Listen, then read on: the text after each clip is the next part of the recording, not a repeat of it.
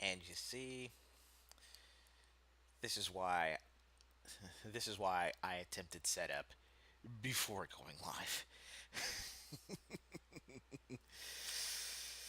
So, oh, what's good, neighborhood? I get the feeling that the music that was playing pre-stream is probably going to be the most hype that this stream is going to get. But if you're wondering, like, if you want a real explanation, or at least, you know, a look at the method behind the madness as far as why I really wanted to get back to why I really wanted to get back to Final Fantasy 13. Honestly, it's because there's a little bit of something there. For what it's worth, Final Fantasy 13 is one of those games that that I think I could probably stick with at least for a little while. Oh, and yes, I did see the news about that new event for that new event quest for Monster Hunter. I kind of want to give it a shot. Might do that later today. I mean, you know, if the Assassin's Hood is good as I've seen as good as I've seen discussed, I might give it a shot. By the way, the Devil Joe in that quest, standard, not tempered, right?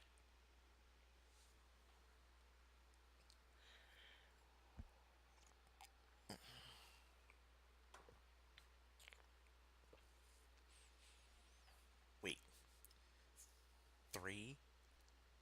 So you mean there's the Devil Joe, Clifford, and people weren't bullshitting it? Oh, people weren't kidding about Luna. Ugh, that's going to be fun.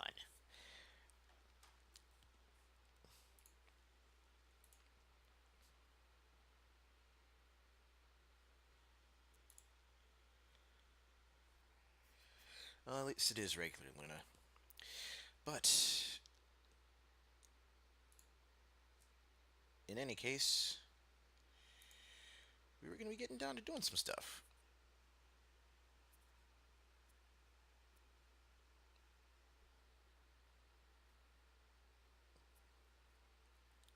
Okay, so this is actually taking place in the arena with the Dragonator and the Rock Drop. Good, good, good, good. Mm, man, if there's one thing that I've been wanting to do for a while, it's drop some boulders on that freaking Lunastra, or maybe cram the Dragonator up its tailpipe. But anyway, it seems like I'm already starting to feel that aggression early.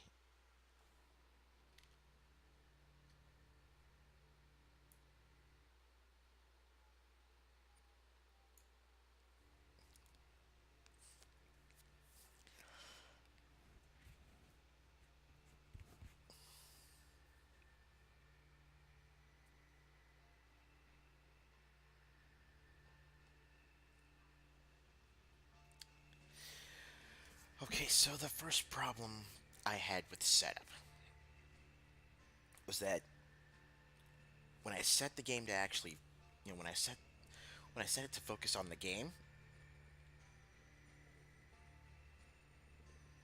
I couldn't like I had to tab out just to be able to use my mouse cursor to reposition the window for the game on my screen so that way I could see the Twitch chat.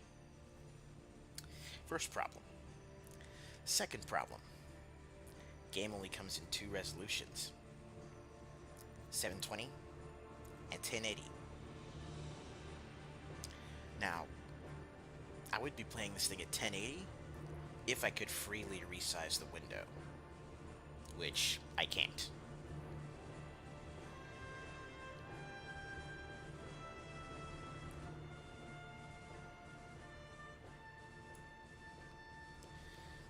Hell, to jump if I wanted to like jump back into Streamlabs and say adjust the audio balance like I did just now,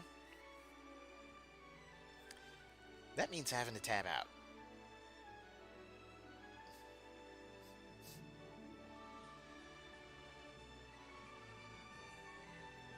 This game is this game is really trying to make me find reasons to reignite my well, find reasons to reignite seething hatred for it. And that's just in the setup.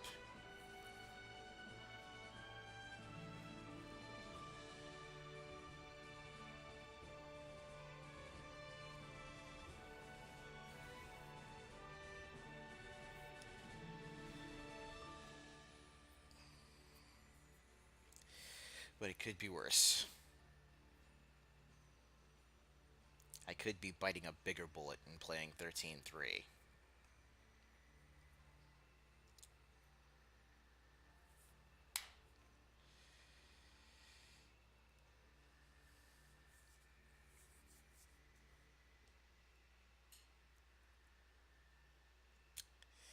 Well, here goes nothing, right?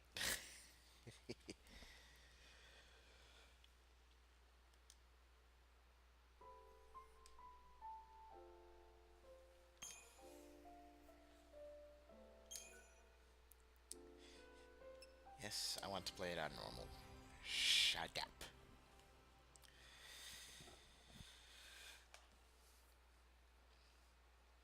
You know, if I'm being fair with you, though, I would rather be angry. I would rather be angry or at the very least upset The 13 days after we awoke with this were the beginning of the end. as opposed to wasting my time being angry, at some random moron on Twitter.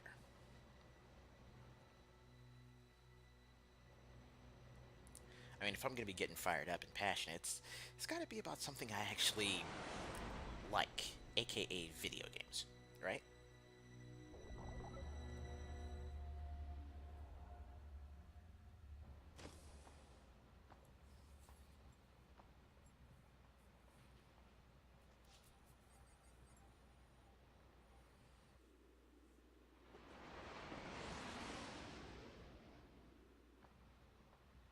You serious? Be quiet. Best of luck.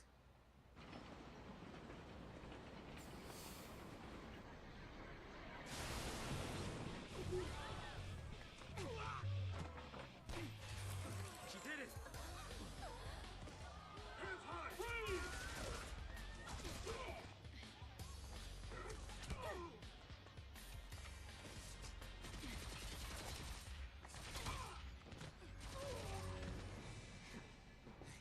You alright? I'm not a Lassie.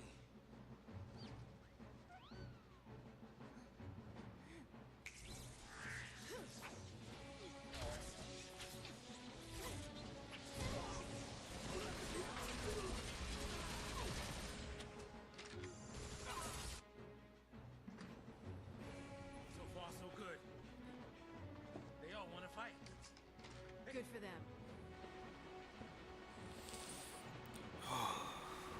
Focus, Nelson. Breathe. You're angry enough as is just from the setup of the game. Well, just from trying to set up the game to play.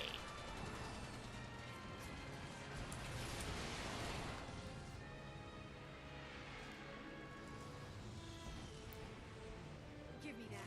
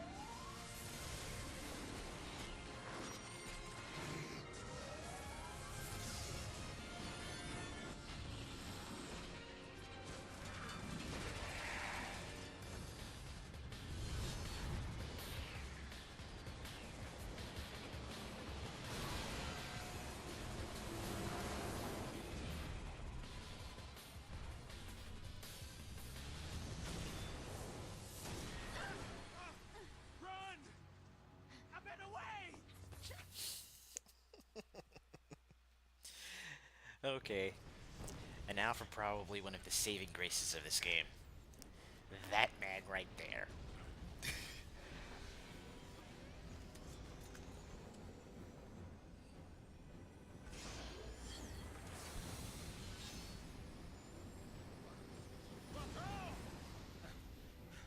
Hey, hey, hey!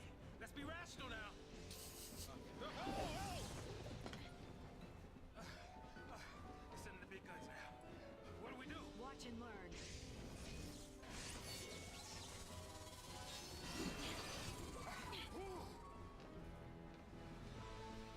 Here we go.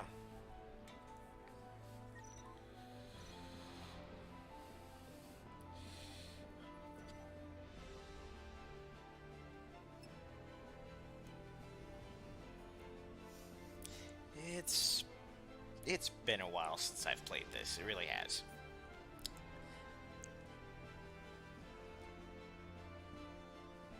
But I kind of want to just go into this blind.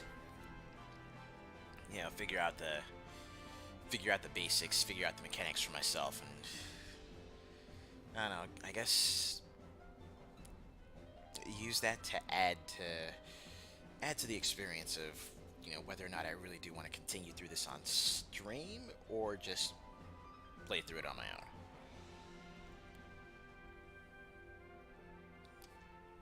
But if it turns out that I'm not having much fun with this game, I know for a fact that the folks watching won't be. So that right there is going to be the litmus test. Is this going to be a game where, is this going to be like a bad movie where the audience reaction is what makes it good? Or is this just going to be one of those where I'd rather just suffer through it on my own? Let's find out. You know what? I think I'll actually just go ahead and view the tutorial. Screw that.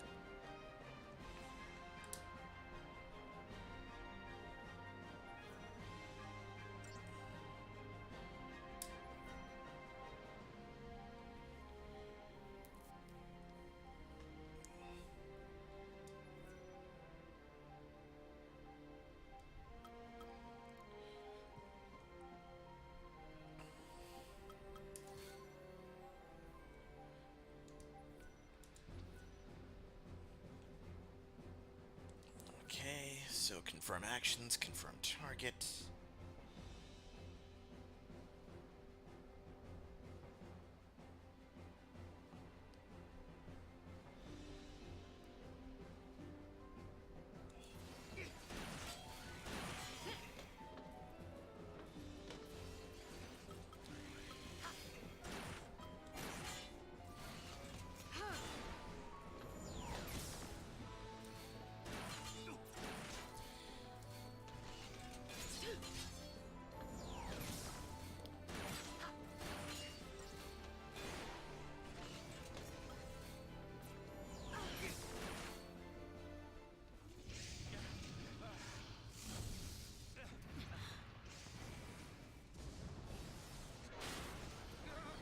Fall back!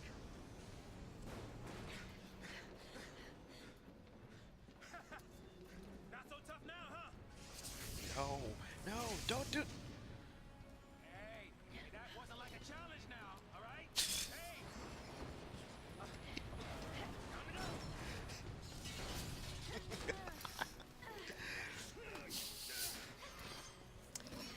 Thank you for being awesome, Saz. I'm coming!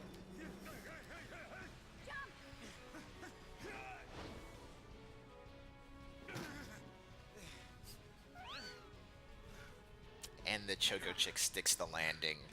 This thing won't give up. Ooh. Looks like we got some frame dip issues here.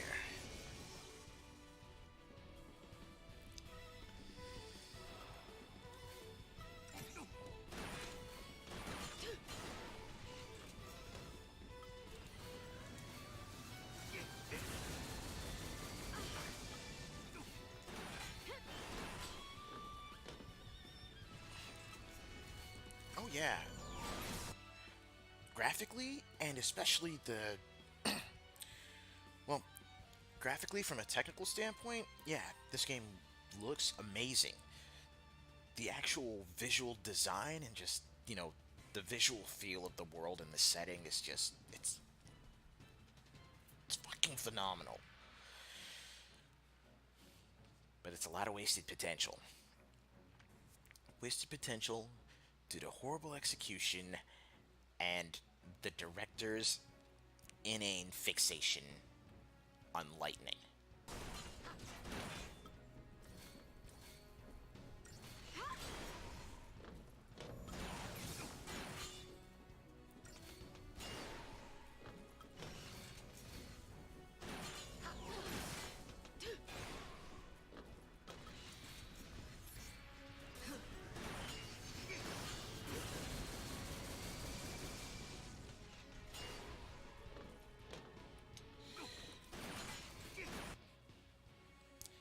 Okay, I'm about to spit some heresy here.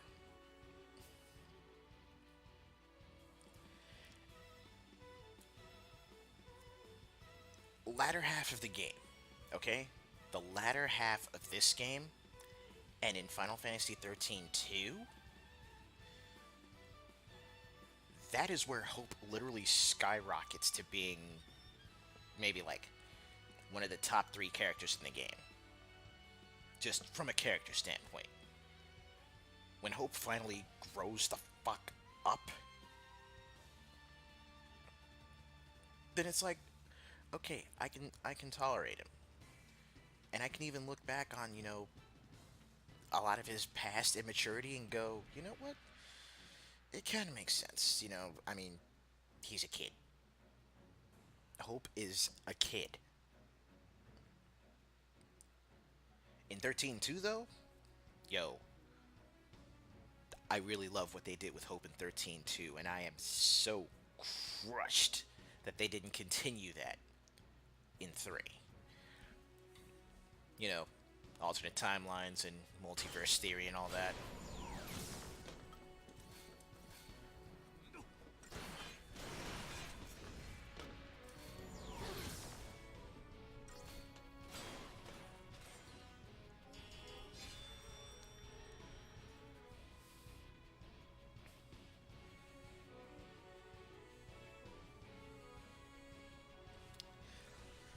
Now, funny enough, okay, Cameron, funny enough,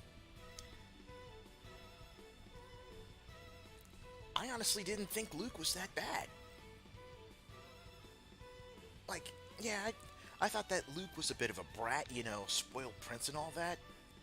But then when you see where Luke actually, when you see where, just when you see where Luke actually came from, what happened with him. Not gonna spoil it for anyone that still wants to play Tales of the Abyss. Yeah, you can tell that Luke is trying. But then just, when you get the big reveal about Luke, that's where you're just like, ugh, you feel bad for the dude.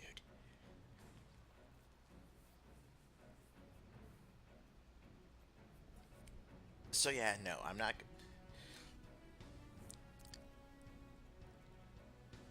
gonna excuse. I don't excuse Hope's behavior, but I do appreciate that at the very least, at some point, he grows up and you actually see that.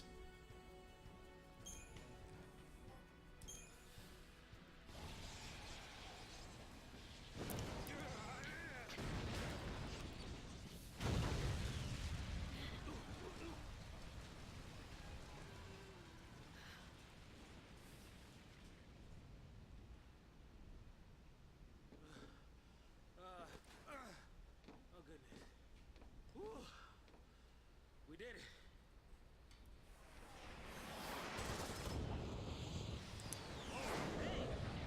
And you see, here's the thing. Aren't you Hope supposed to protect civilians, soldier? Hope actually You are undergoes, sanctum, aren't you? What are you doing trying to stop the character purge? Why growth. didn't you tell me that? I was a soldier.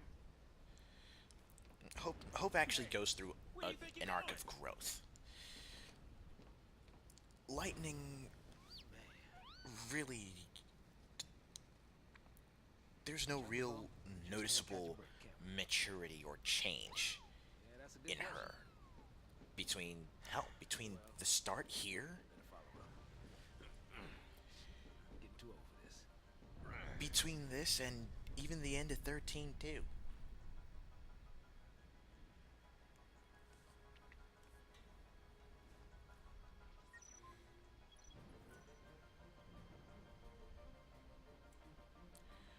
Okay, x-axis is standard.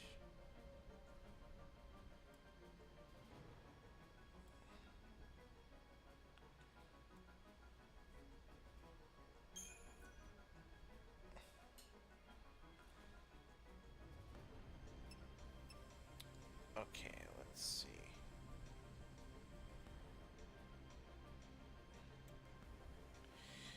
Yeah, I prefer y-axis being standard.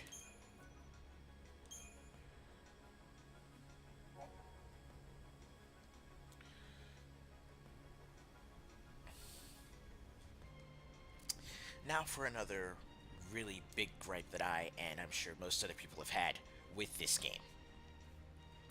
The data log. This game basically expects you to read about the world instead of exploring it and uncovering new information. You know, it's like there's, let's say there's gaps in your memory, or gaps in the information, or gaps in the story. Look in the data log, do some reading. There's a whole lot of telling, but not showing. You sure we can get through here?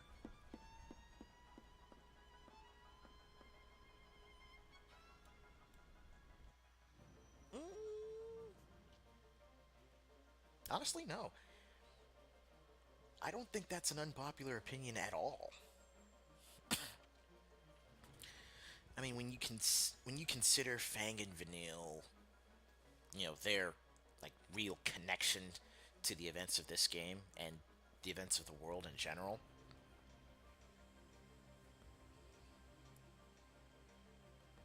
I think I actually would have been okay with Fang. I think I would have been okay with Fang being the central character here. Yo, Jin, what's good, player? How you been holding up? Or what I should be asking is, how was your Christmas?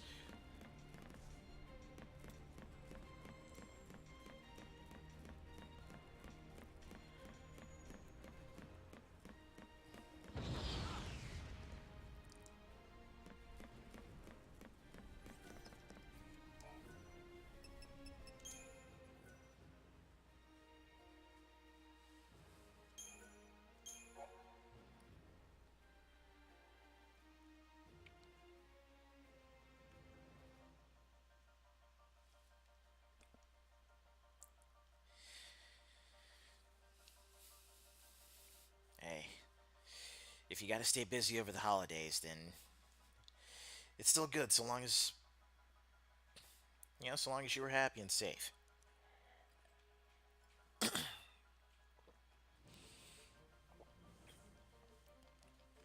Yeah, this year was actually my first Christmas with no living grandparents. So it's kind of interesting to say the least, especially, going around and especially going around and, calling up my relatives, talking to some of my cousins. It's kind of rough, but not it's kind of rough, but still not bad.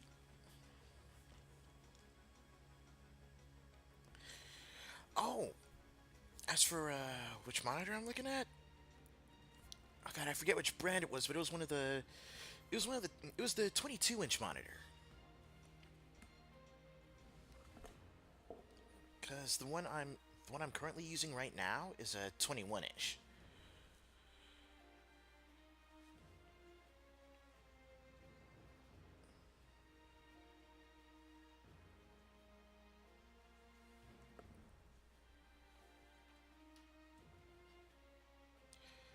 Yeah, the Acer one.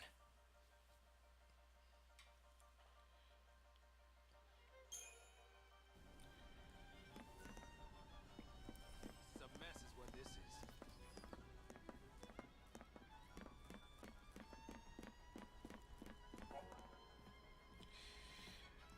Okay, this is for enemy encounters.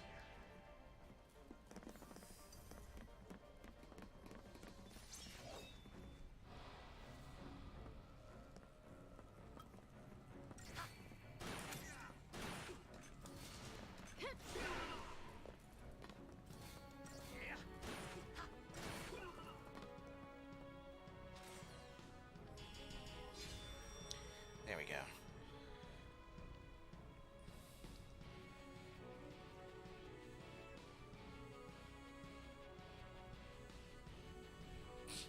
Right.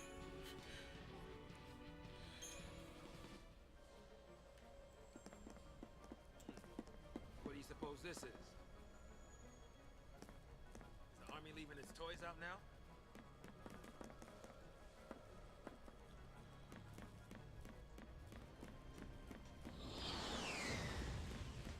Fixing to dish me already, huh? Hey now.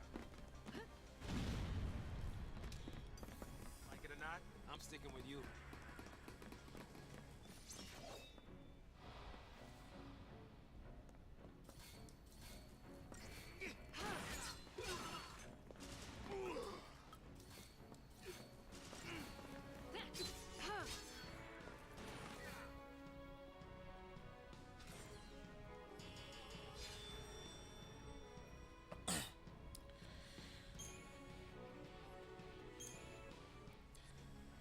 I suppose we'll figure out.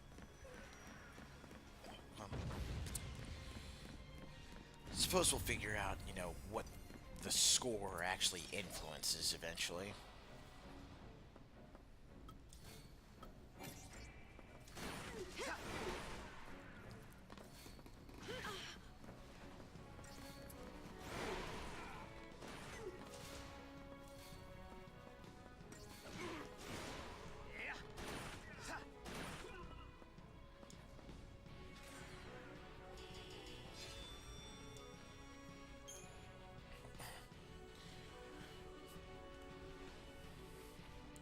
But yeah, as far as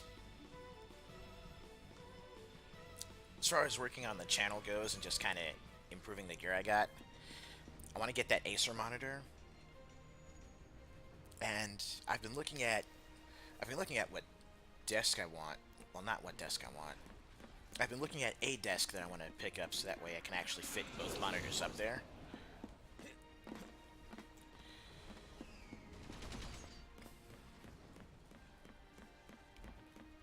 But what I also still want to do is just Like low-flying things trying to kill me. what I'd really like to do is just go ahead and get my hands on another PS4, maybe a PS4 Pro, and I wouldn't mind getting it secondhand. But get the PS4 Pro, have that hooked up over here where I have the computer and the monitors and everything. So that way when I play anything I can just stream from that. And leave the other PS4 hooked up to the TV. Leave that for my girlfriend to use. Basically make that her system. So that way if she wants to watch YouTube or play something else while I'm streaming, she can go for it.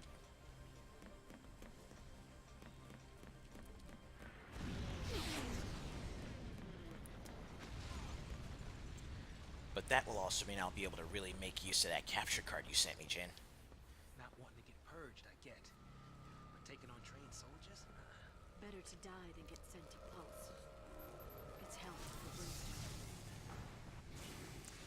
Yeah, well, hell's not sounding too bad. 'Cause this place ain't exactly paradise.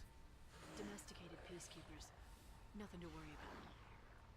Maybe not for a soldier girl, but I'm trying to say, hey!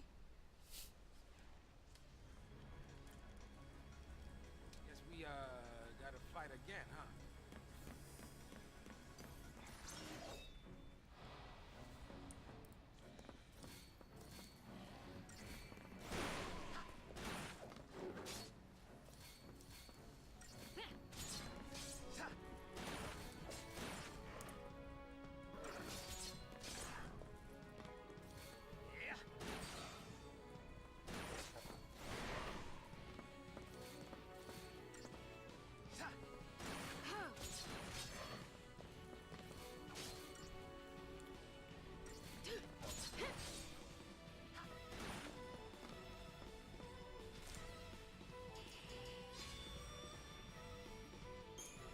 Okay. Pretty stoked we actually pretty stoked that we actually landed the stagger there. Probably don't want to go up here just yet.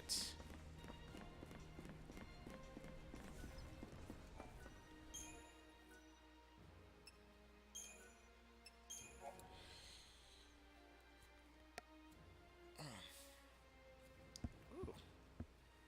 Sorry.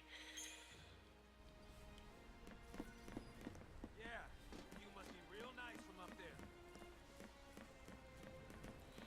Well, if I could turn the camera back around, thank you.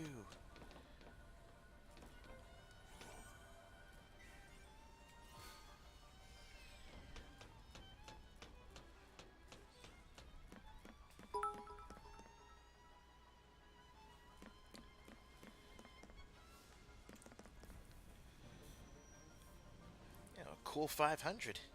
Thanks, man.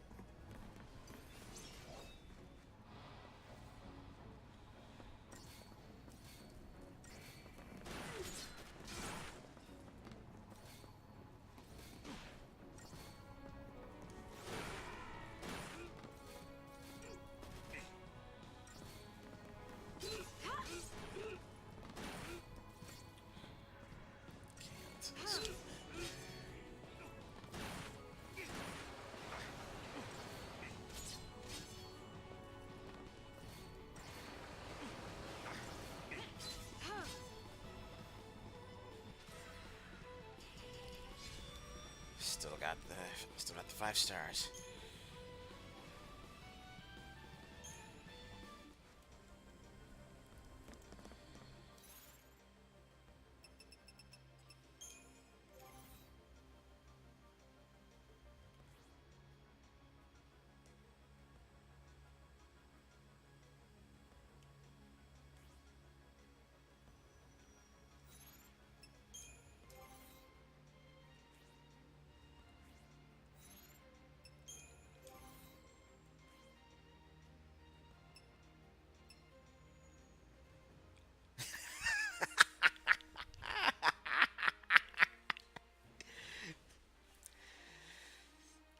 Hey, I said I was gonna bite the bullet, didn't I?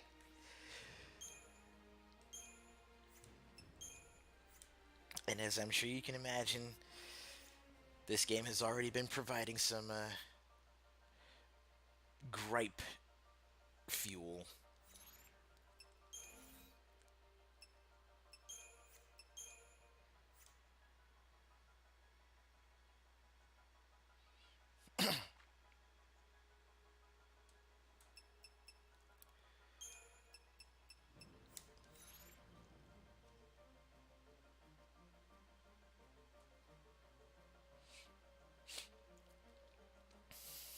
Uh, the little choco chick hiding in the hair may have been the last straw. I mean, yeah, I could definitely see where people were coming from. I honestly, I'm firmly of the opinion that Saz is the one character. He's the he's the one character, the one protagonist that actually saves this game, and I mean really saves it.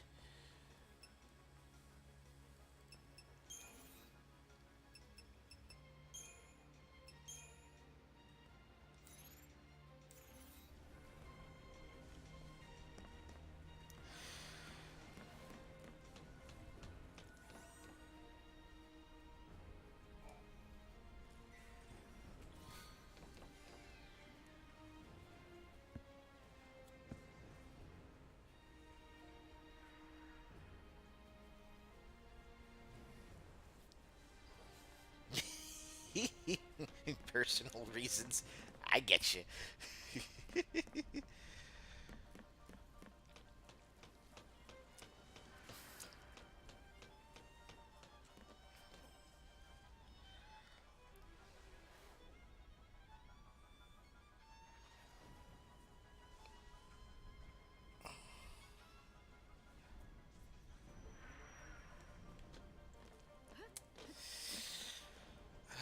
this game as bad as people claim?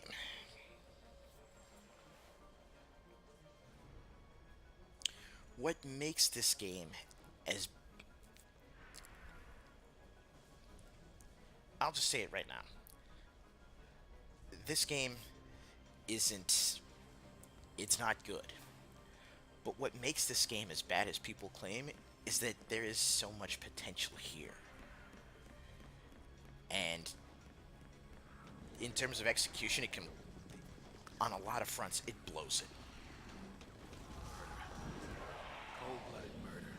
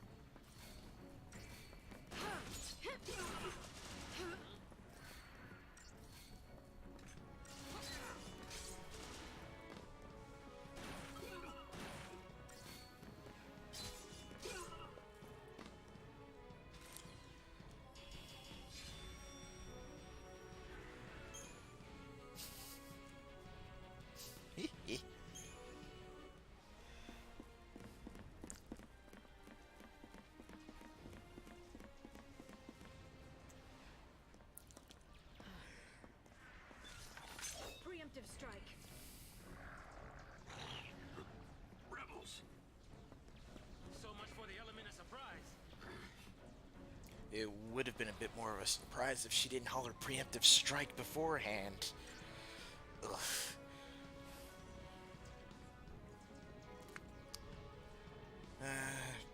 I'm pretty good on using items in combat, so we'll just go right to it. I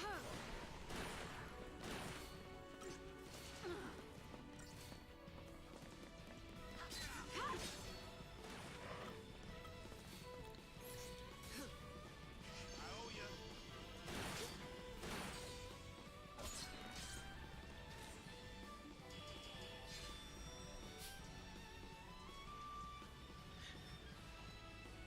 Nah, you see, if you're gonna yell sneak attack, yell it when you've already got the knife stuck in their back. Like, stab, sneak attack, bitch, twist, twist, pull.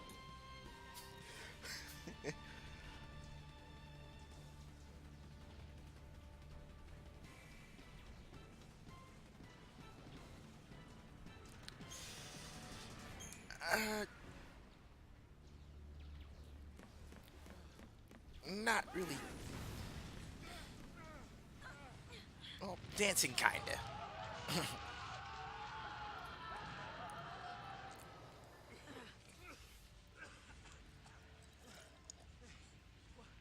we turn back? There's no time. Then what do you suggest we do? Quiet.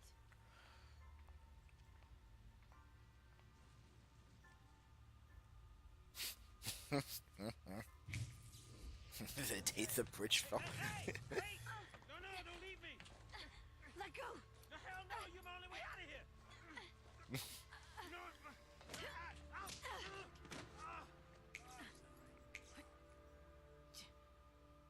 Hey, that might get us across. Right there.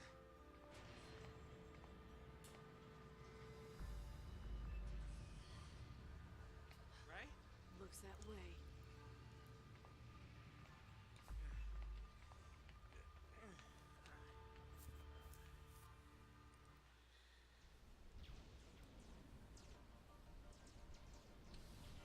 All right. You leave this to me.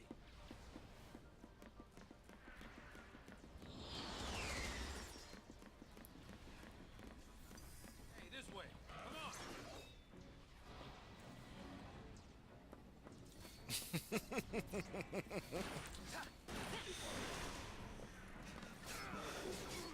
I was starting to wonder. It's like, wait, this is December.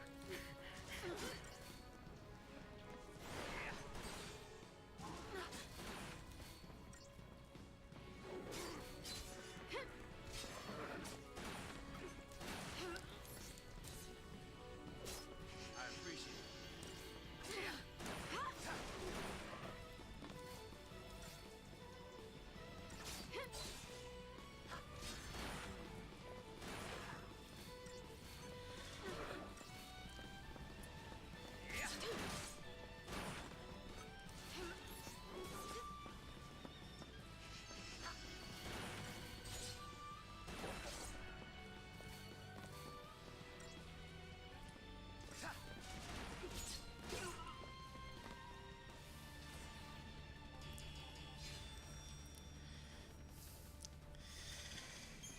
Oh man, it's good we're starting to get some more people in, or at least more more of our usual regulars.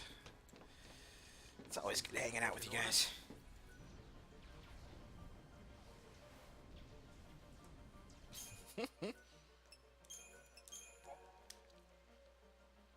Oh, oh. Apparently, now now here's the thing. Part of part of what inspired me to go back to playing this game was the fact that there was so much stupid shit going on with like Street Fighter V and the sponsored content and everything, right? So apparently, the sponsored content for Street Fighter V has been turned off for now.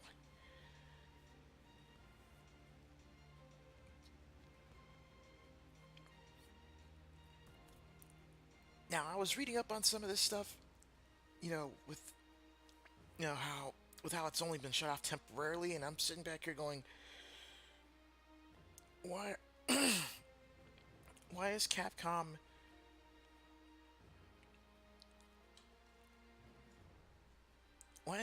trying to actively advertise in the middle of a game that's not even free to play or free to buy to begin with?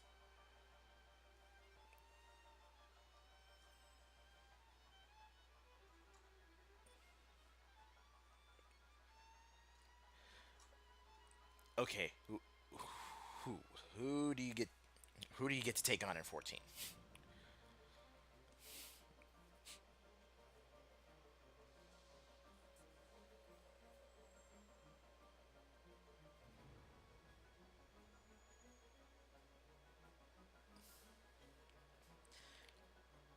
Okay, let's tab over and see what's going on over there really fast.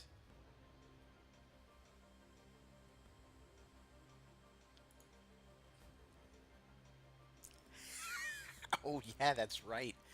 That's right. I forgot one of the updates for Final Fantasy 14 did add Kefka. I'm sure that's going to be a wild scuffle.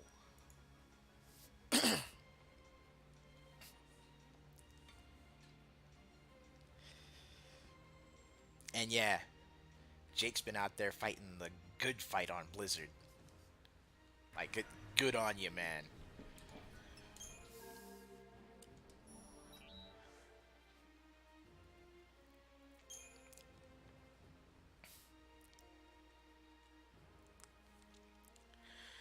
And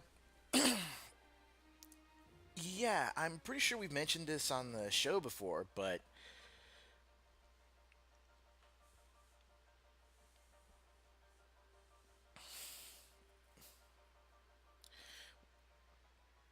yeah, yeah. Basically, we have the Goof Squad Discord, but then there's also a private DM.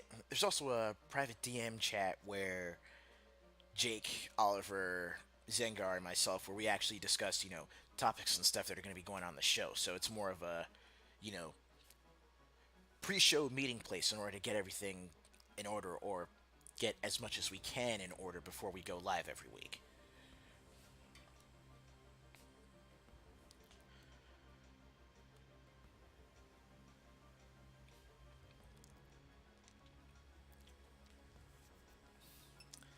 See, potions.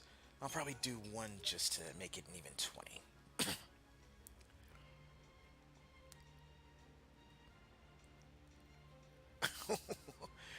Are you for real, Chop? Oh shit! I'm telling you, man. I'm I'm telling you that James Earl Jones slash Isaac Hayes voice.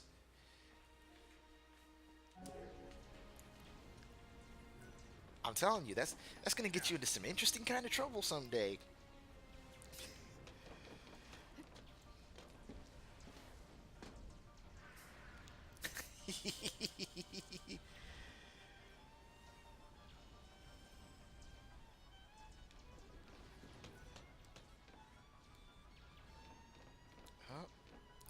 seem to be having a few pathing issues. There we go.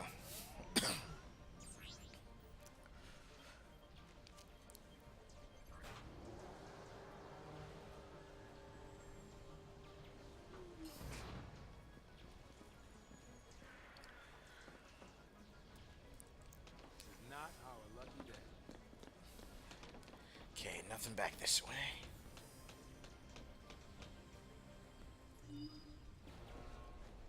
D4Ts, are we? Weapons down. I'd hate for this to turn ugly. Turn ugly? He wants to kill us without a fight. Time's up!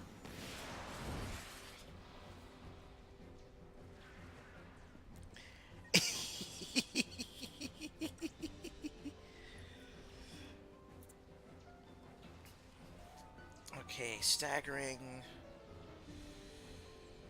Let's skip for now. I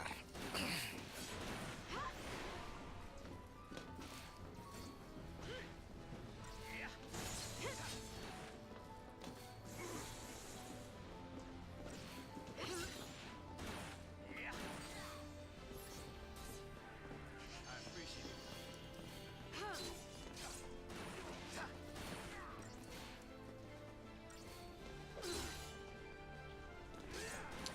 Oh, that's right. This dude could actually interrupt attacks.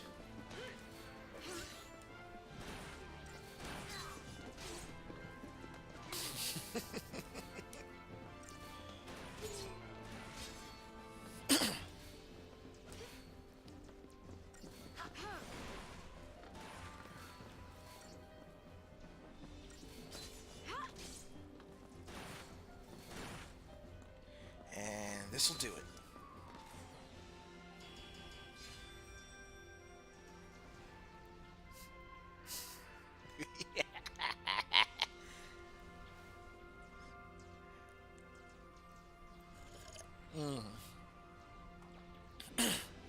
Hooray for pathing issues.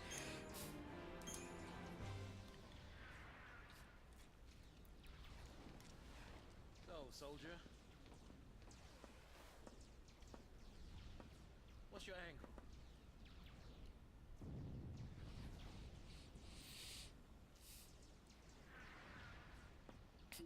What? Classified military info? Huh? What's the matter? You quit, didn't you? You think I'm gonna go out there and just tell everybody your Pulse secrets? LC. My angle.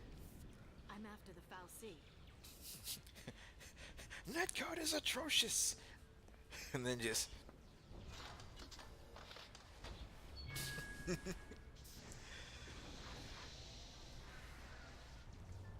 happy you tagged along.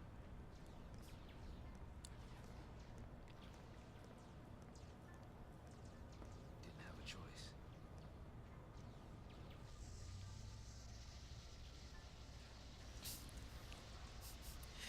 oh my god, I have not heard anyone say that.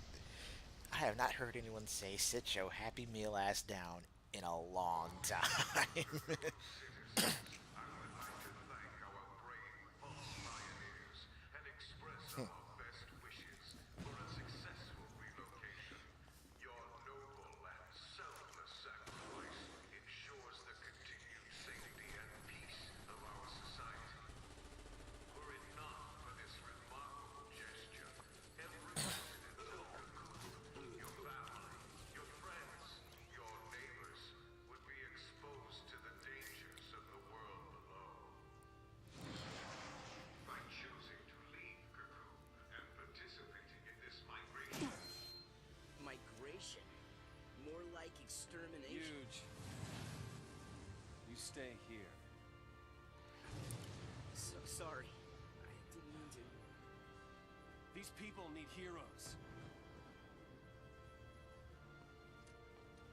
Here. You keep your cool, and they will too. You got it? Got it. What's our motto? The army's no match for Nora. That a boy.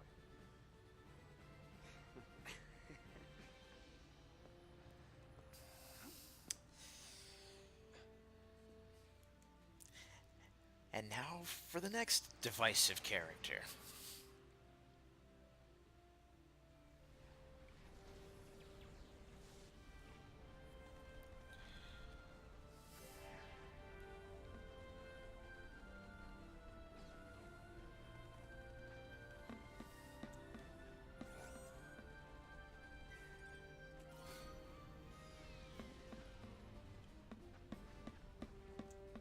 It's over. It's all over.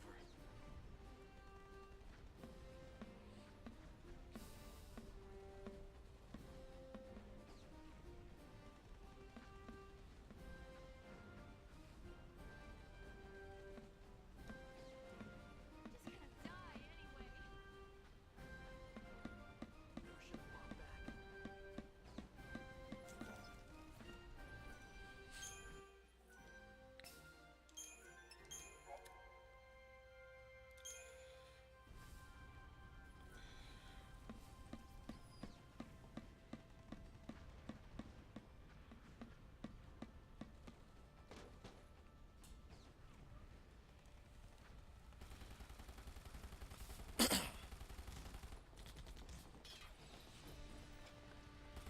This is crazy.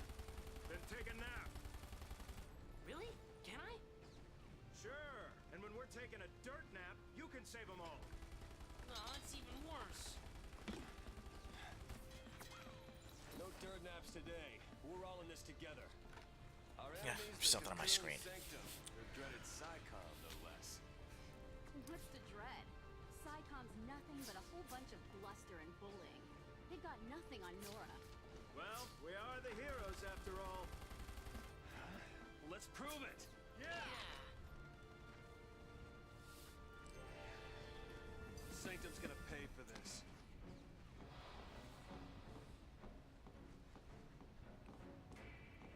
Nothing to worry about.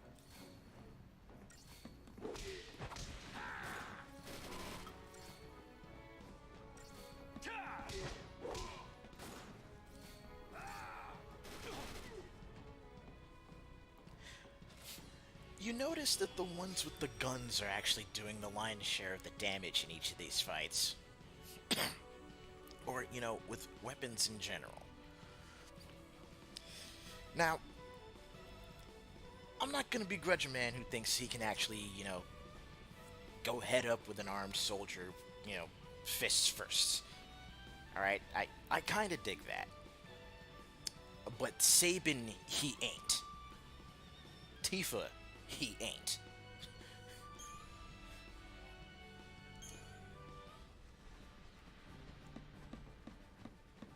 Gotta clear a path out of here.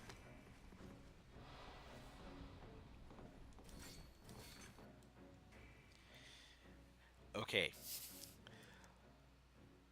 Let us all say, like,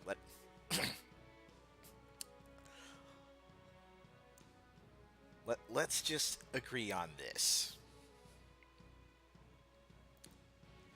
Zell is a more convincing teenage brawler than, well, he makes a more convincing teenager as a character than most folks in the series.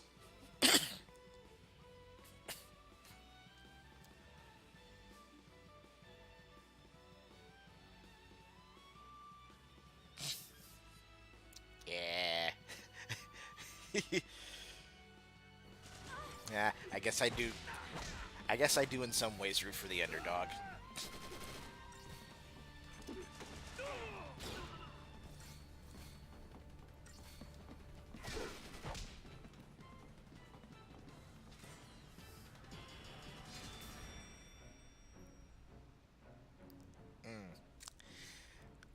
Okay, I remember sitting down to play Final Fantasy VIII one time, and it was I think, like, I was trying to, yeah, I think what it was that I was trying to level him up against the boss, and I got his limit break, and it was one of the longer ones, one that, you know, one where the timer was at like 30 seconds, And I went and I literally I basically soloed the boss with Zell, going between Punch Rush and his headbutt. Then back to Punch Rush, then the headbutt, just back and forth. And I was so fast on the buttons that I was able to preempt the commands. Completely took the boss out.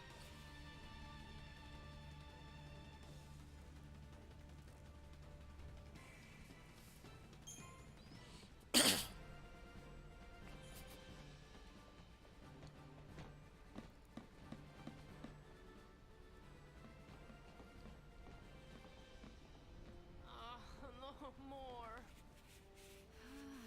There are soldiers everywhere. Yo, boss. What's the plan? Charge in, guns blazing. Ugh. Stupid plan. Stupid, stupid plan.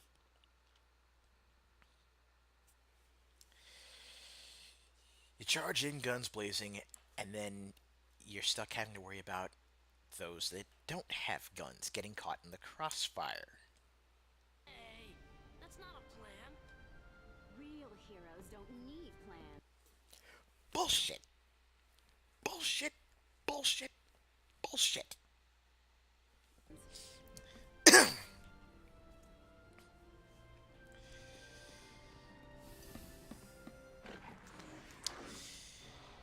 Even my first time through this game, I was head desking and face palming a lot when it came to Snow's parts.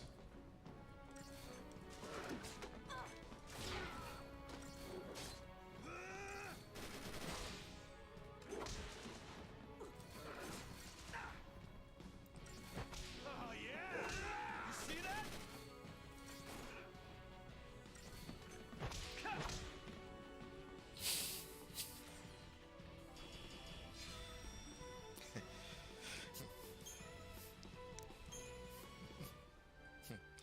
Real heroes don't need plans. You want to know who else doesn't? You want to know what else doesn't need plans? Corpses. Corpses don't need plans. Darwin Award winners don't need plans. Same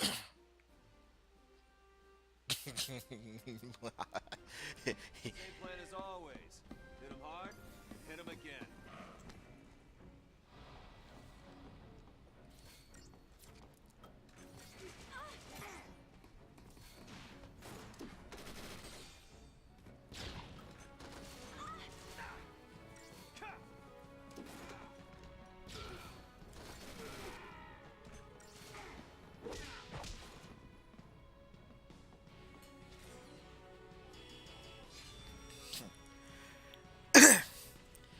Now here's the funny part.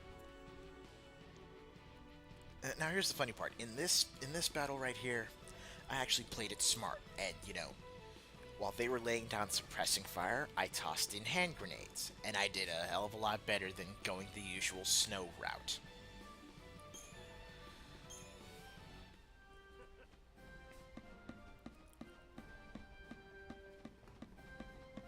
Don't you kids go falling behind now.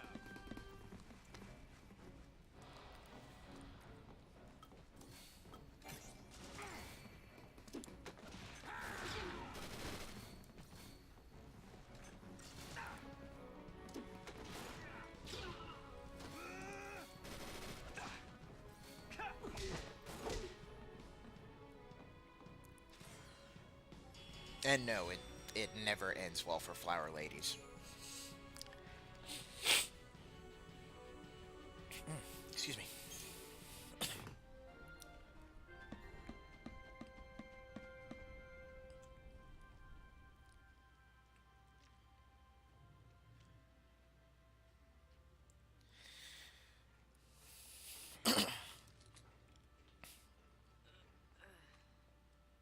You all okay?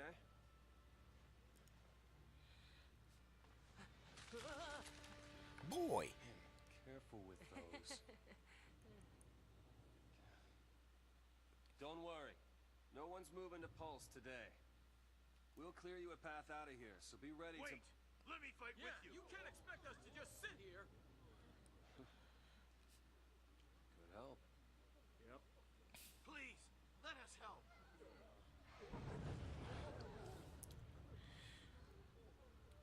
Okay then. Volunteers front and center. Y'all know this is gonna be dangerous, and picking up a gun is a one-way ticket. Here you go. And one for you. Count Go me for in. it. Here's yours. Take care now. Mom? Don't worry. Huh? So I just Hold it pulled steady. here. Yeah, feels good. Yep, nice. Can you show me again? You got it. That's how it works.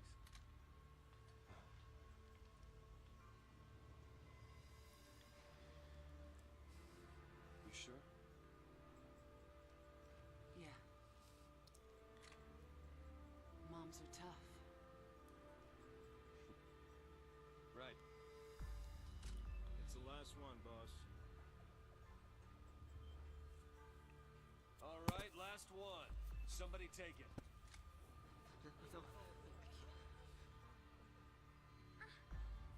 No. Okay, so that's 5 out of the 6 main characters that have been introduced at this point. And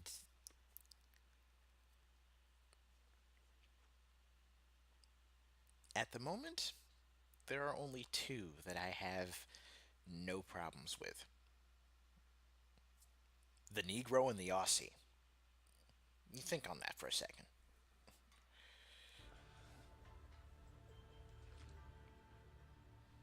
Push comes to shove. Keep them safe. First impression of snow? All talk. All right, lay low and you'll be fine. We'll clear out the area. We're going home together! Come on!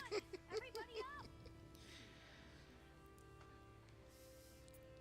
Right. New recruits, on me. Come on.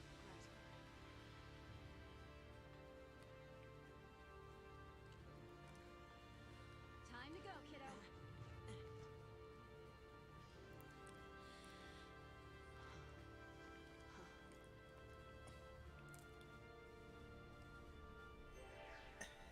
And also, I get I get Snow's mother wanting to do something to help out.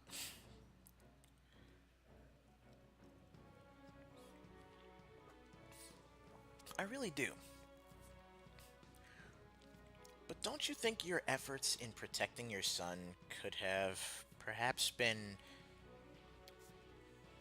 better allocated to actually being there physically with your son to help protect him?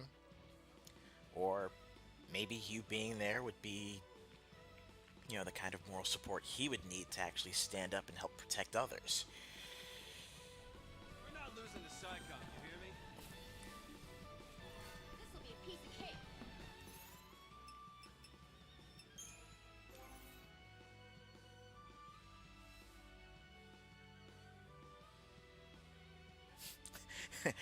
Yeah, that is exactly what I'm saying. Go home and be a family man, or, I don't know, raise your kids, raise your kids, raise your goddamn kids.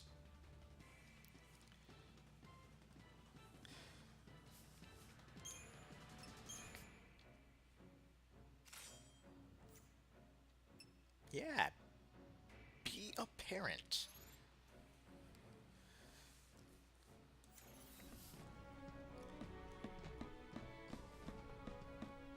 Stay sharp. Don't want to make their job any easier. Sorry, boss.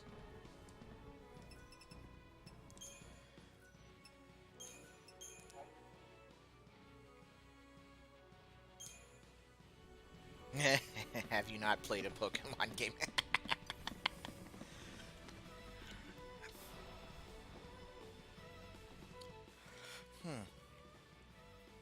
Dads in standard RPGs. Well, Zaz is a dad. I mean, that's as good a place to start as any. Let's see. Other characters that are dads. Like, actively dads.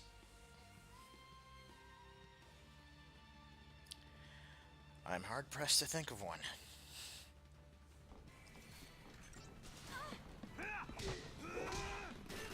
Oh, what am I doing?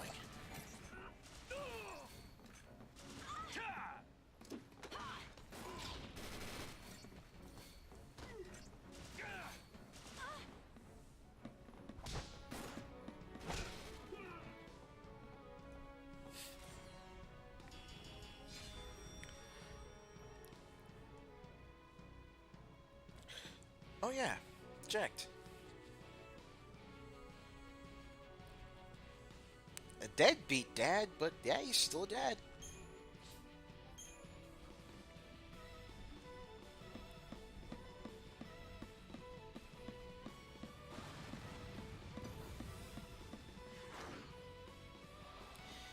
And I'm not gonna lie, near the end of near the end of Final Fantasy X, he's certainly less of a deadbeat. That's for sure.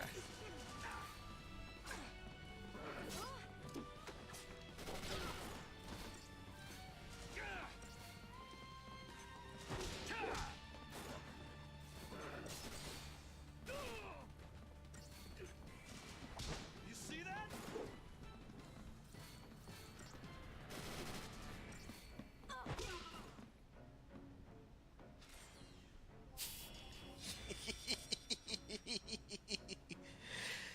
Sad but accurate.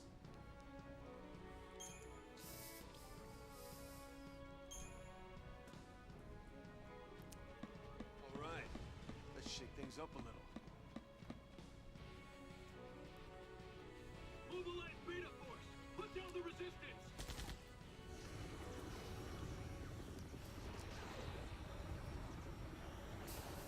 Oh wait. Oh, that's right. I forgot how.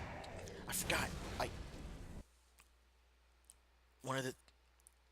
Again, like I mentioned earlier, the visual design and the concepts that are actually shown, and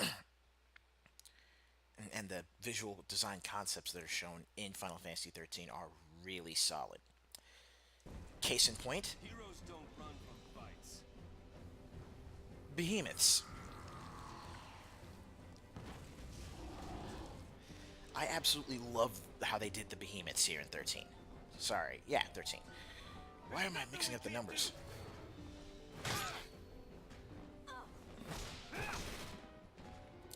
Probably because we're talking about multiple Final Fantasy games.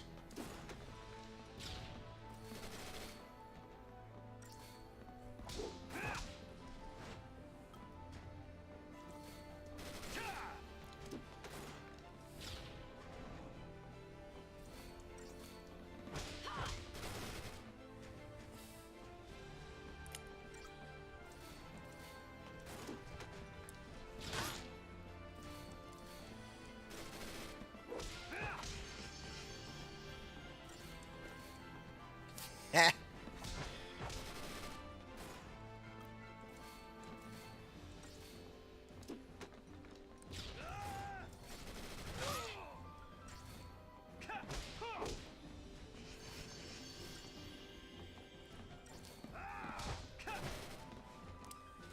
See,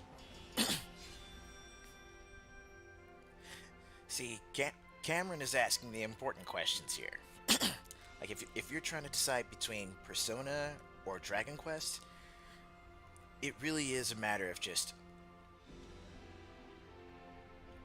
which of those two series you're actually a fan of the most. You know, if they're both good games, then you're just gonna have to take a look at, you know, number one, which of them is better on your pocketbook, and which of them, you know, which of them hooks you more immediately. Because, you know, if you decide on one, you could always go for the other later.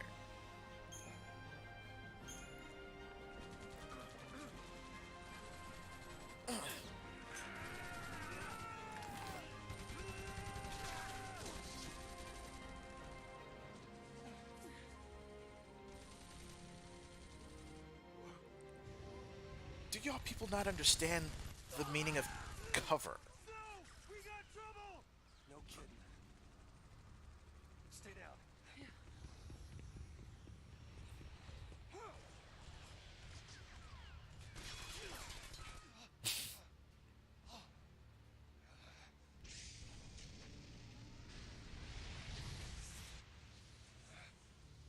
This looks like the end of our hero.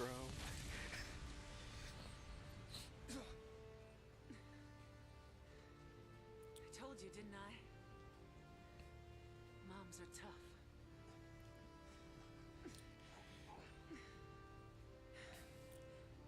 Okay, enough standing around. Get someplace safe.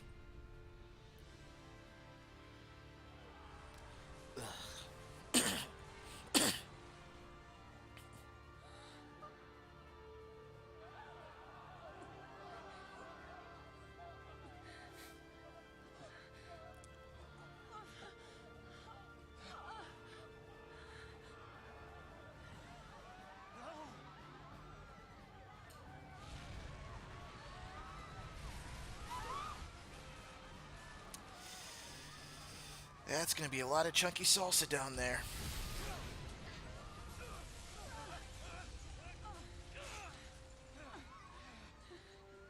A lot of chunky salsa.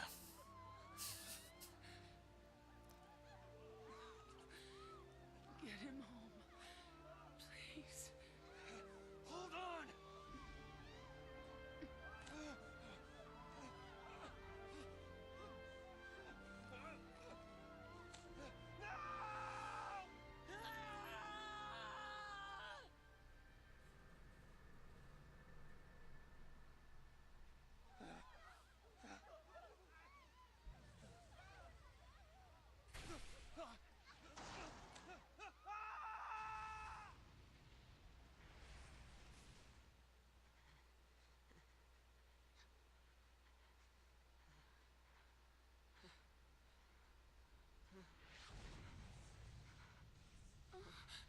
Come on!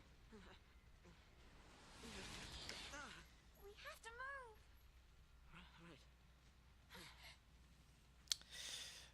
Vanille just did what I'm sure everybody has been wanting to do for quite some time.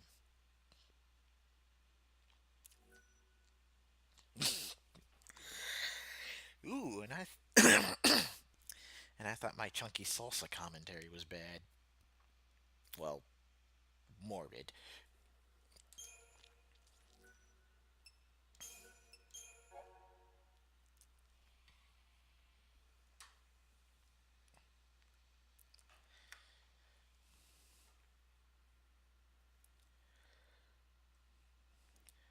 Okay, we're gonna take just a couple moments. It's already been a little over an hour, and I want to get up, stretch my legs for a bit, grab something to drink. But just keep it locked right here. I'll be right back.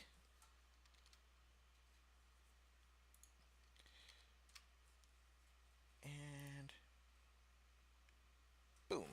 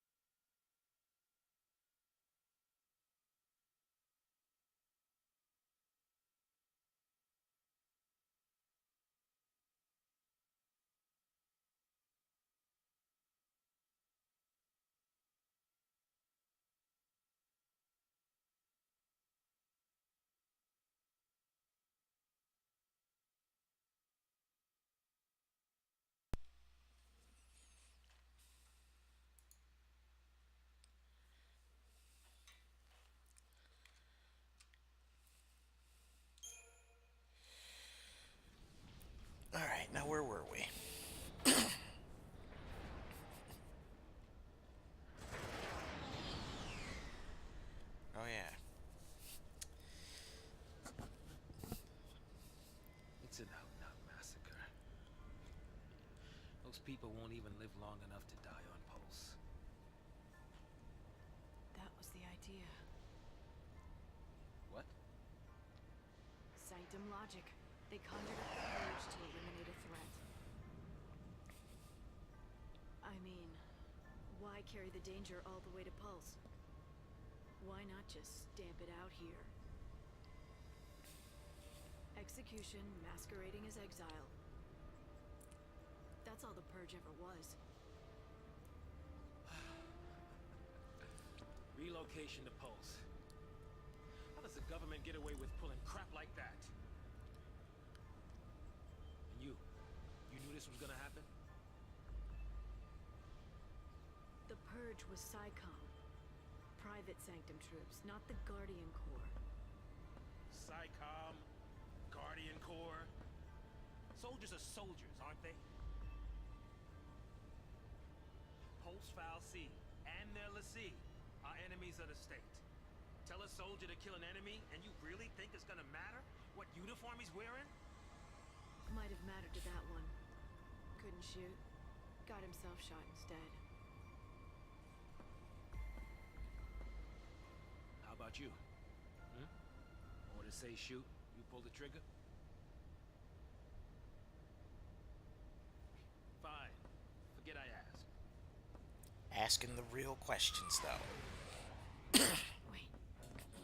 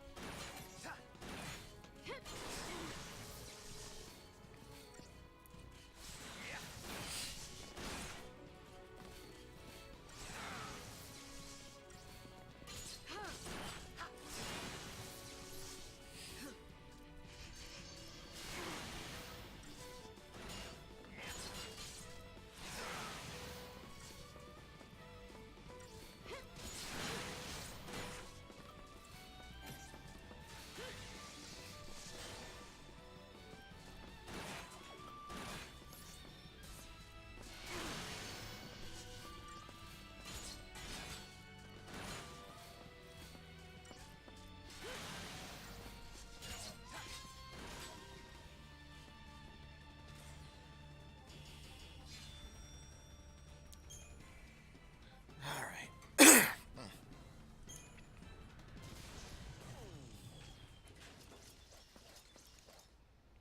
Now, we're eventually going to get to the fun part where Stagger What's that? actually, like, where you can use the Stagger to get some really awesome stuff going. Attention, Purge deportees. Attention, Purge deportees. Put down your weapons and surrender immediately. Your reform is the will of the people of Cocoon. Should you attempt to flee, the Sanctum will employ every resource necessary to bring you to justice. This land is no longer your home. Cease hostilities and surrender at once. Sarah!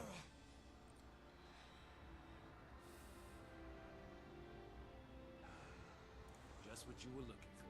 Yeah. Right in there. The Pulse Foul C. Don't worry.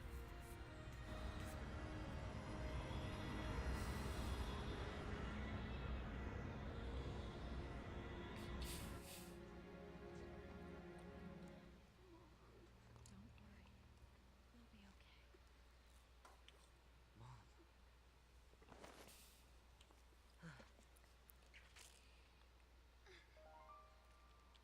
be okay. Here.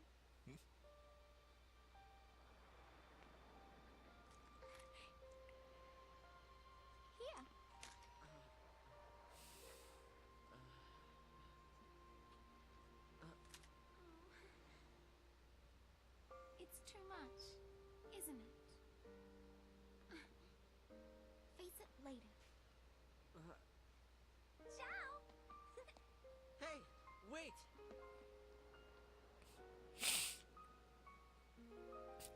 She kind of has a point. You said it made you happy when I smiled, didn't you? But really, I was was always afraid. You know, when you're in the middle of a life and death situation, you're gonna have to put survival first and put your emotions till later. So, how do you figure that post-fallacy is different from the sanctums? All things being equal, I just as soon keep one.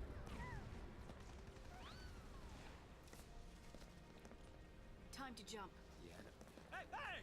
Hey! Hang on! What the? Hey!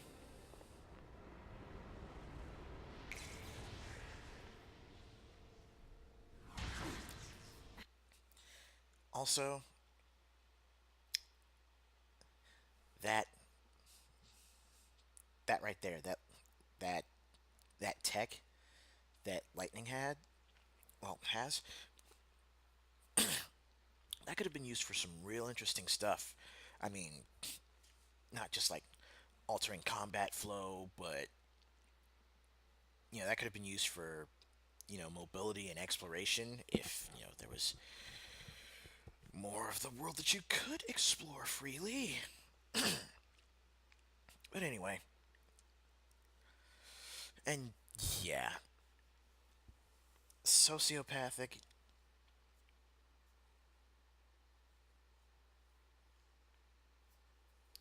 Yeah, I think you're right.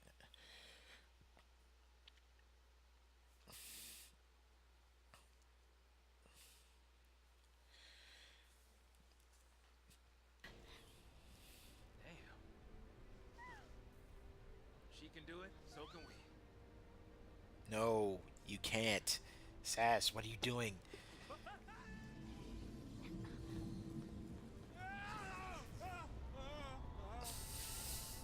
Ugh.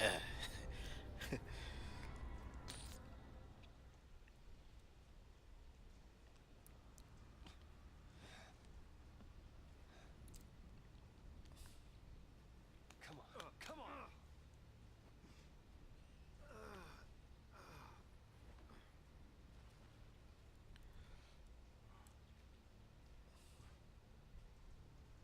What about the others?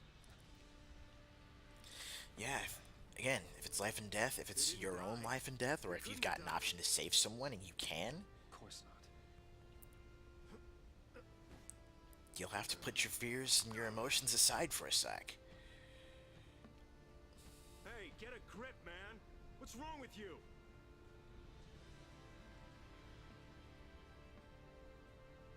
Get him home. Get who home?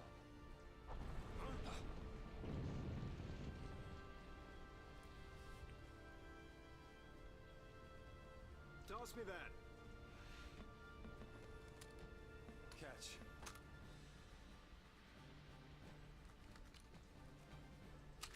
What are you doing? So what are you afraid of, huh? You're supposed to be the hero.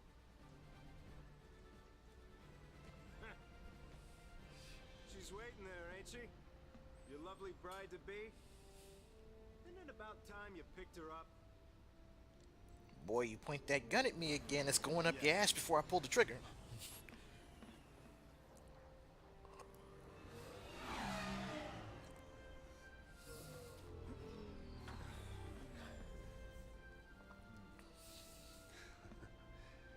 There's our ride.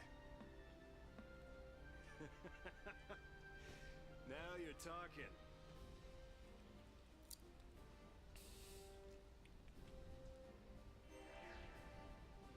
Oh, could they?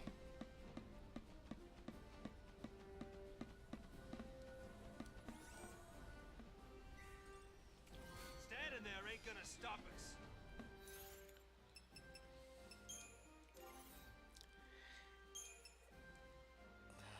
Maximum hit points.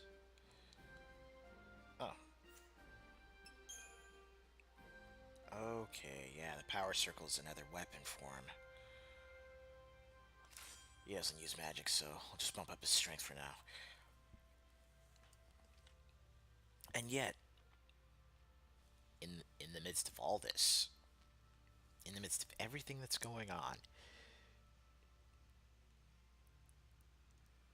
they somehow still manage to make, of all people, snow and lightning look more sympathetic than the general antagonist. So I guess there's that at least.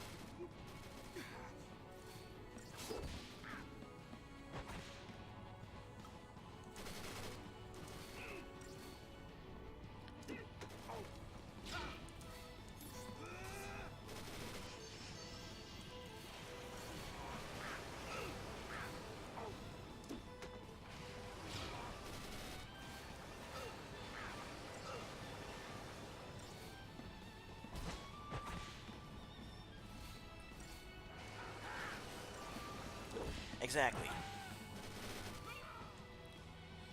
Exactly. Good. Like, the first rule, like, I don't use guns.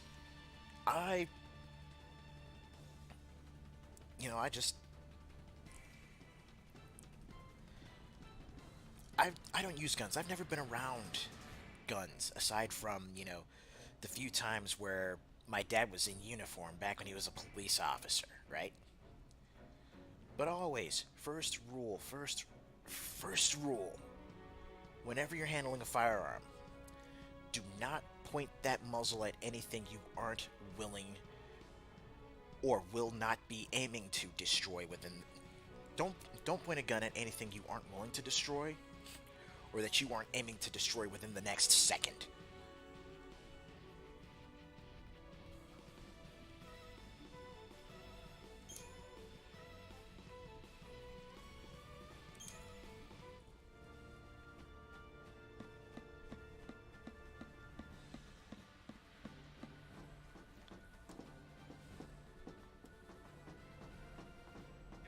Don't go rushing in on your own.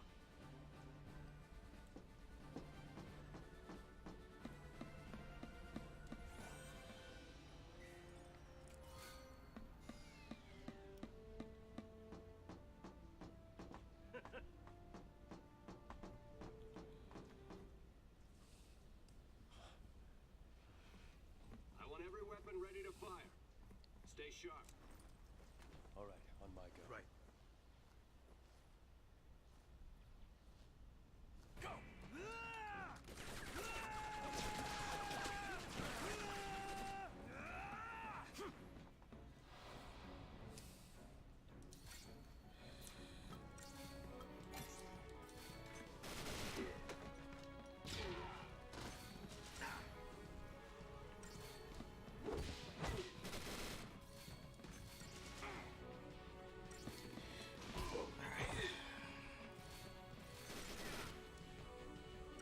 And that should do it for them.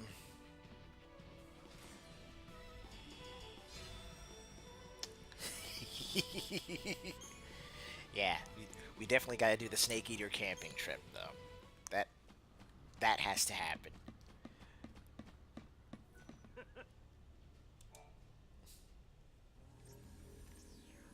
That's a sad sound. Where's the soul?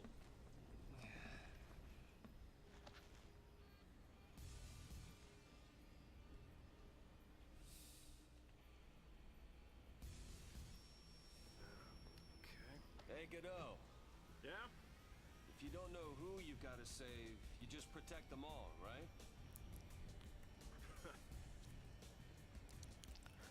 Something on your mind? You got plenty of time for thinking on the way, hero.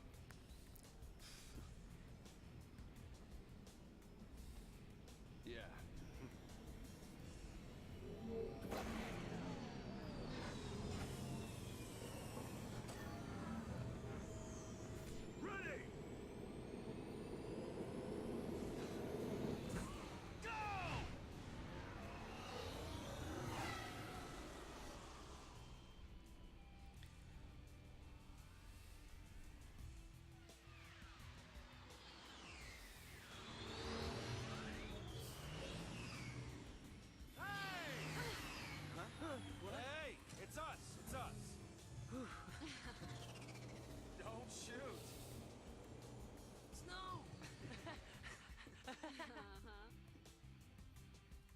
Since when do you care about kids? Favor for a friend. Okay. Hey, Snow! You made it. Hey, yo. So, Hey. you really managed to use that thing? I think I'm done. You're done when we are. Ow, what's it? That's the one. Didn't you have something to tell him? Yeah, All right then. but I... I'll go with you. What?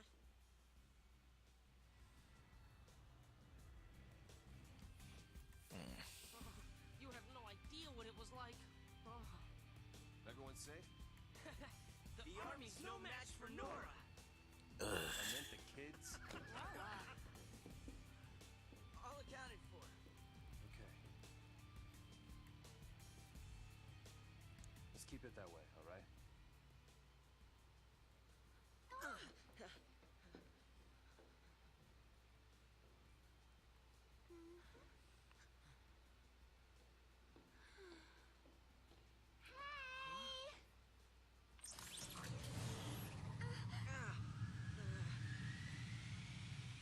I'll swing by the vestige. Keep the kids out of trouble. You got it. Say hi to the missus for me. You go skirt chasing, I take care of the kids. Some husband. Dinner's on me. Better be home cooking. When's the Hey, what's good, Andre? Well, don't worry, none of you are invited. We're still going. Hey, you serious? What about me? Catch you later.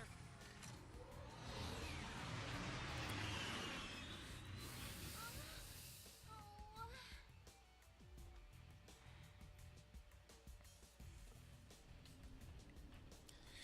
Now you see, you want to know what would have saved. You want to know what would have saved Snow all this trouble and saved us. And saved us a lot of the melodrama. If Snow had actually walked up to any of the others that were. Sorry, if Hope had walked up to any of the others hanging around Snow and said, "Hey, look, that guy in the trench coat, I need to talk to him. Because that was my mom that he was holding on to before she fell." He could have hashed out with them, and then the next time he saw Snow, he would have gotten all that pent up shit out and said, "Hey, what happened with my mom? She was the one you were holding on to at the bridge." They could have talked it out. Snow could have figured out, hey, this is the kid that she said to get home. And then they could have went along their merry way. Hope could have still had some issues with, still had some issues to work through.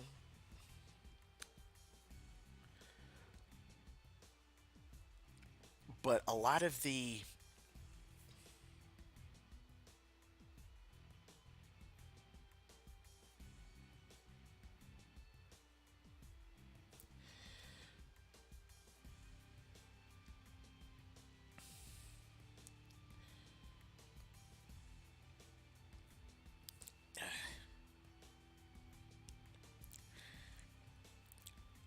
shit between those two could have been squashed if either of them would have just come out and said something sooner.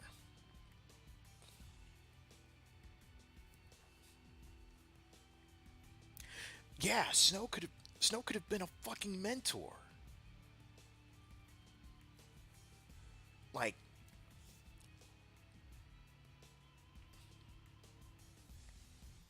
I mean, Hope's a smart kid. Hope is a really smart kid, and you see him grow into that intelligence in 13 too.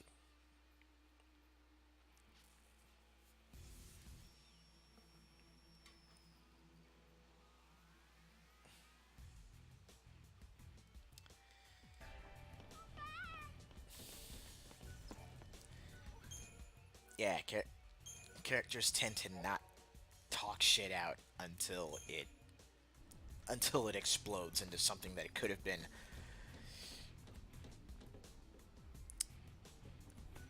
a lot less of a mess to deal with. Crying. What did we do to deserve it?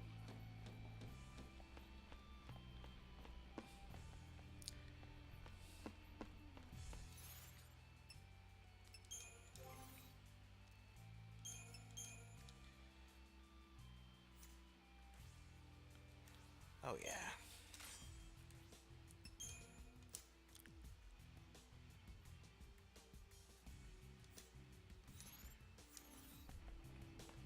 Think I'd rather. Let's split up and find a way out of here. Crying.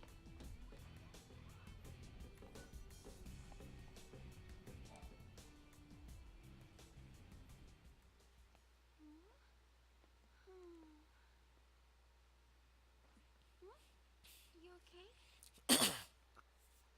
Mm.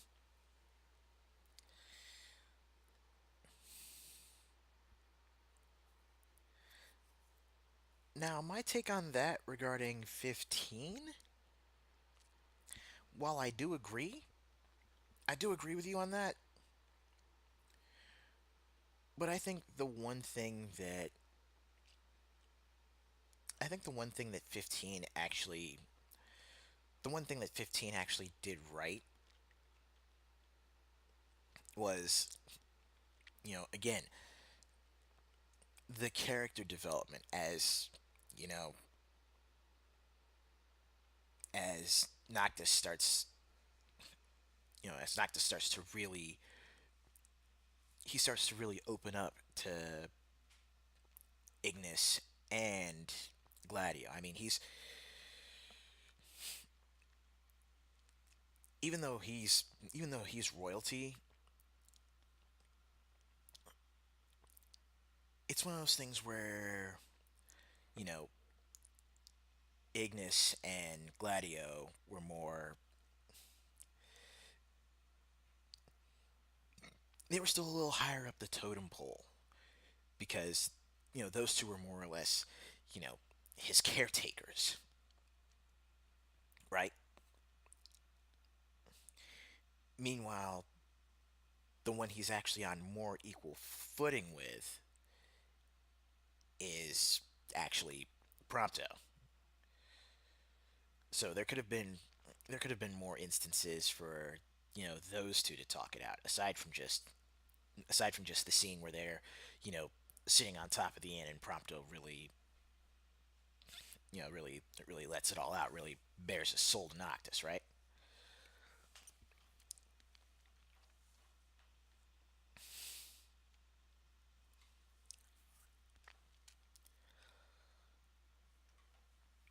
Let's see, the whole Aerith Cloud bit in 7, everything Laguna in 8. Honestly, I chalk I chalk that up to just bad writing.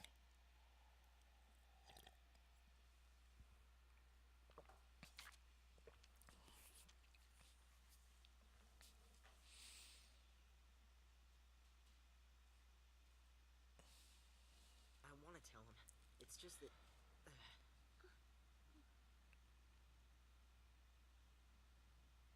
Say, you know how to fly this?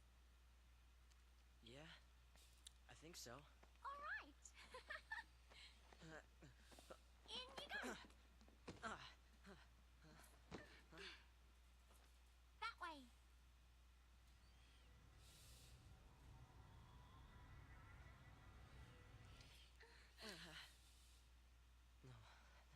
Huh? If we go in there, that thing could. It could make us Lassie. This is. I don't think I can. You can do it. What are you two doing? Here we go!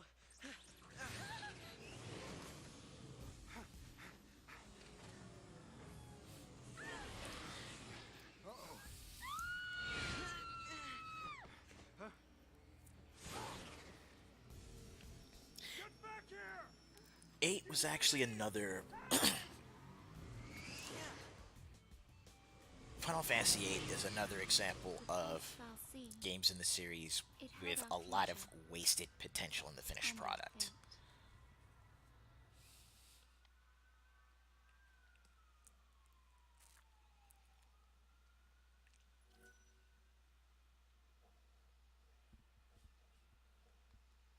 Agreed.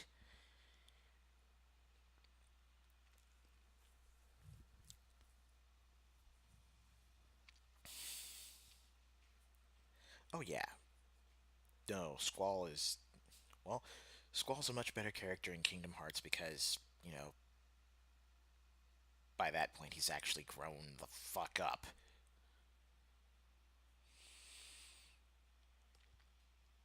I mean, really there's a lot that can actually be explained in Final Fantasy VIII when it comes to the characters. There's a lot that can be explained in the fact that,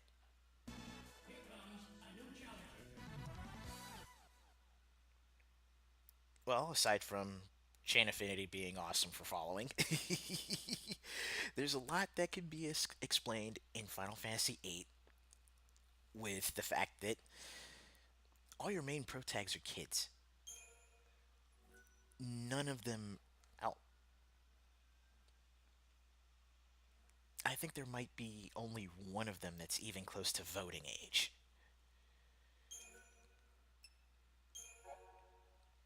I mean, a lot of those cats are barely old enough to drive.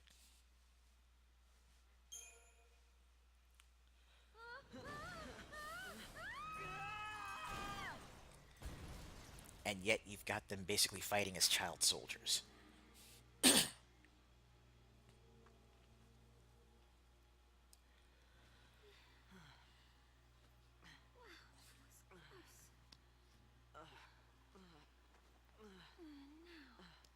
Where is the... Oops. Well then...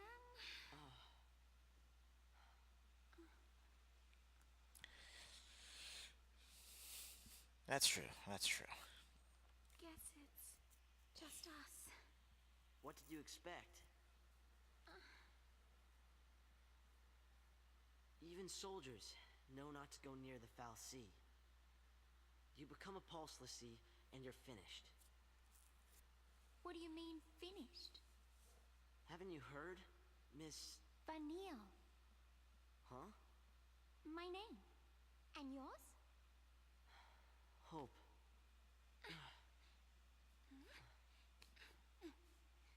Thank you. What were we thinking? Well, since we're here, let's look around.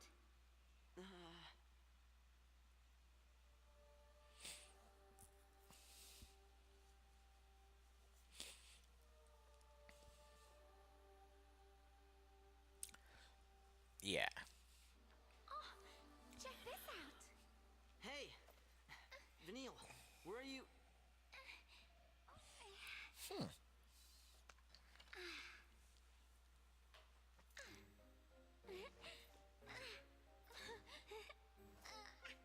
Well, That's...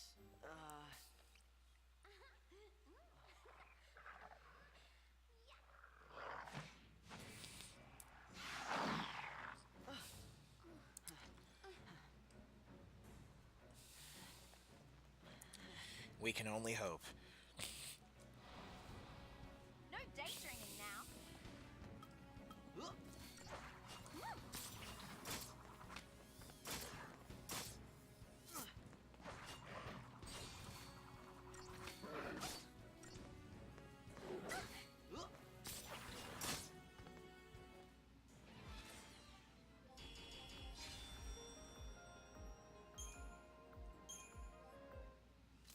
Okay, back to exploring.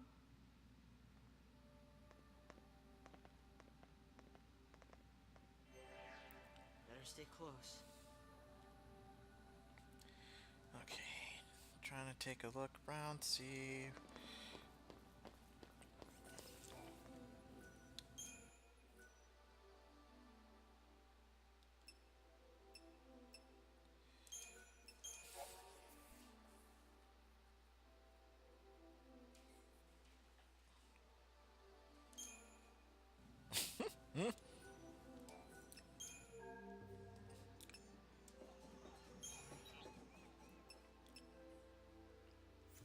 Okay, so we've got the outfitter where we can start buying gear. What am I doing here?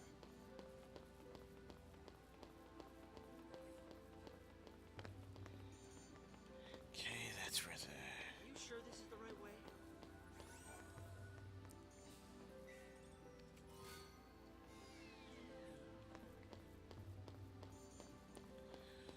Ugh. How are we supposed to get out of here? Please don't remind me of that.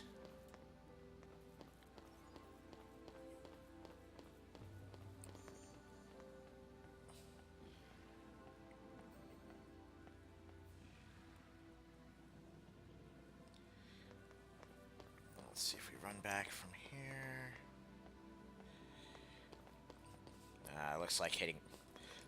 Looks like hitting up those stairs basically automatically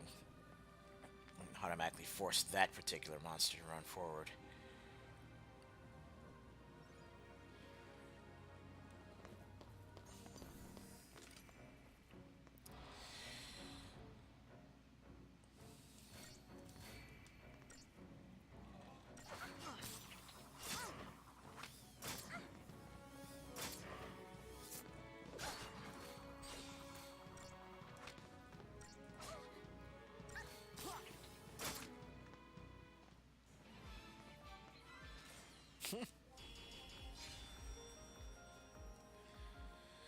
Yeah, gaming journalism at its finest, and it still makes me wonder why cats like Yang Yeah even try to find anything remotely positive to say about, you know, for example, Jason Schreier.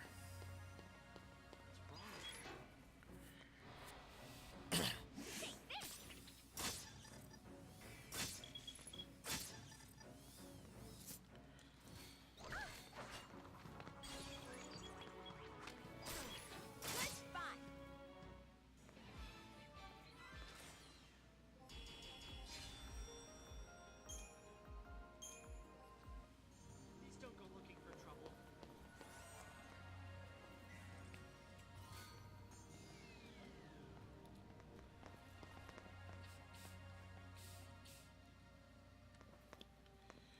Well,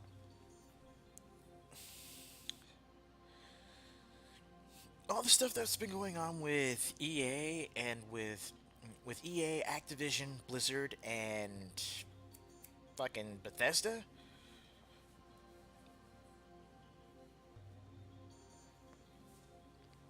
All that stuff that's been going on, a lot of it has really been, you know,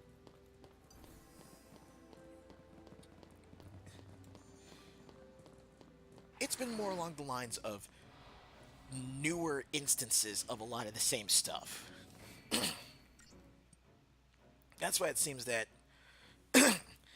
that's why it seems that it's all he talks about. And yeah, too many updates in a week. It's like, I guess you could say it's more like he tries to do daily content almost, when, you know, one, two, maybe 3 videos a week at most would be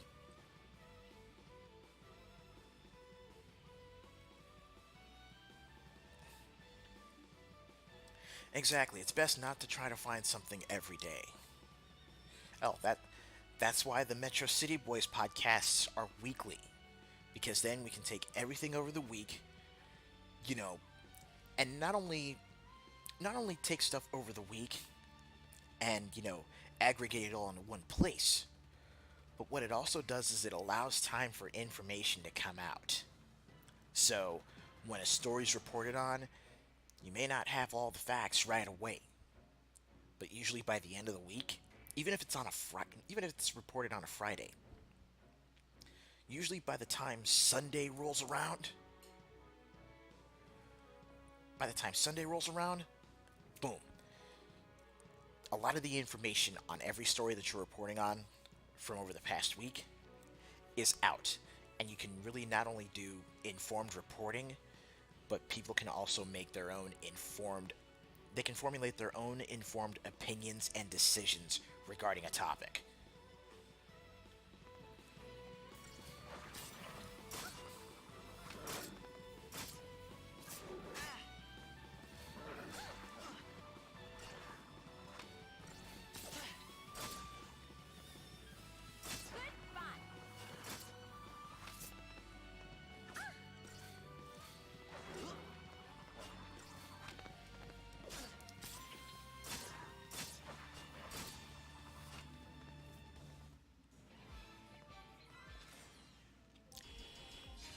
you go.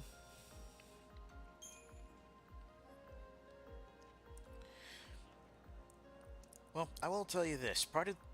Another part of the reason why we do the Metro City Boys podcast weekly.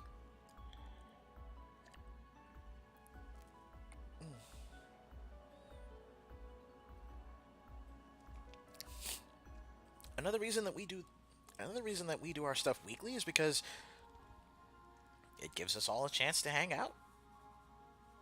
So it gives us all a chance to hang out even though we don't live like in the same city or in anywhere remotely near the same location. So it gives us a chance to hang out. It gives all of our viewers and listeners a chance to hang out with us as well as with each other. It's a Really shouldn't push our luck here.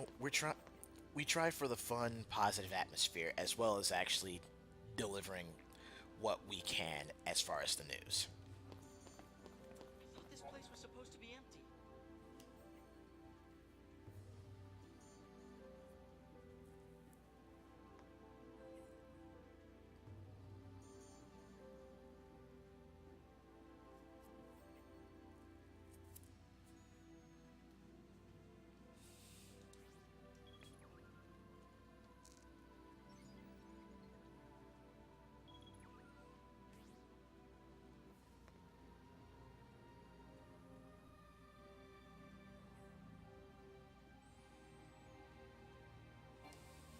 That? It's his.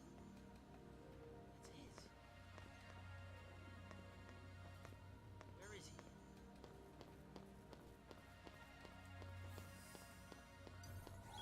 Where do we go now? You're gonna regret this.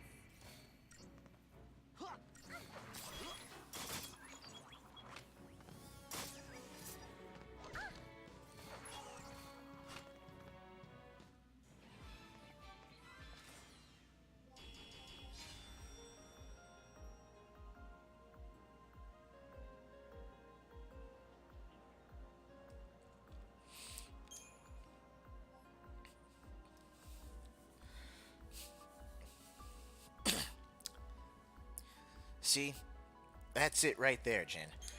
New, news is good. Having stuff to talk about is good. But when you're actually on a podcast where we can just kind of ebb and flow back and forth, like ebb and flow back and forth, you know, the fact that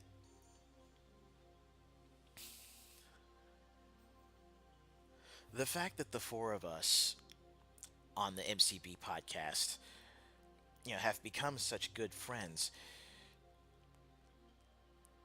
it really helps make it easier to go back to being on the show every week.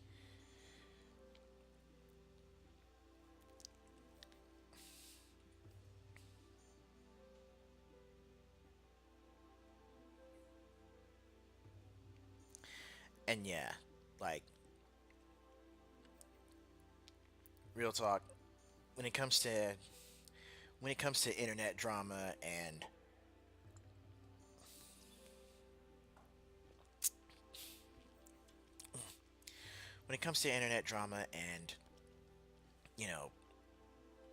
lol cows like Dark Side Phil, Low Tier God, and even a lot of the lol cows from back during 2014 and during the whole Gamergate thing. When it comes to dealing with guys like that,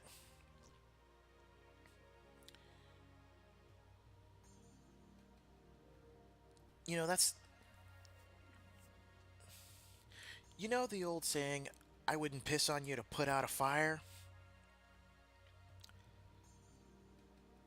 It's that kind of thing. You let the fire burn, You let the fire burn on the side of the road, and you keep it moving. You know, I mean, it's hard not to acknowledge that there's a fire burning on the side of the road. You look over and you go, oh shit, something's getting torched.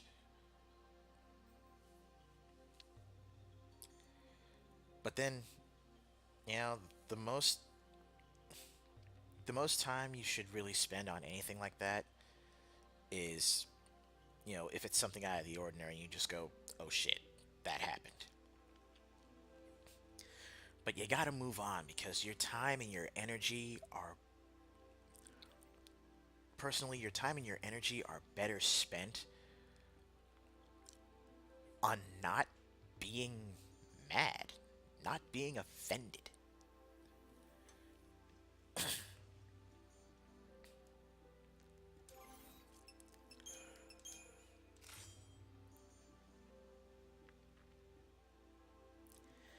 Exactly. Don't give dumb shit attention. You know, that that Simpsons episode where, you know, Lisa brought on, where Lisa and that one dude were singing, you know, just don't look. Just don't look.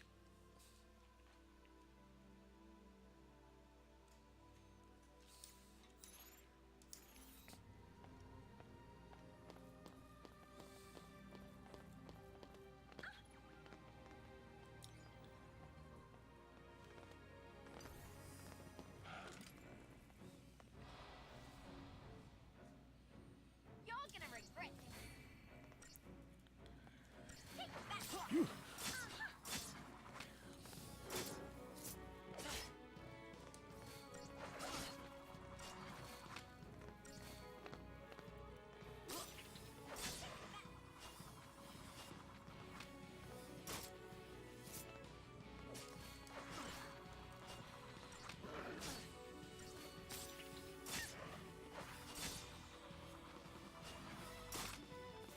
I'm tougher than you thought, huh?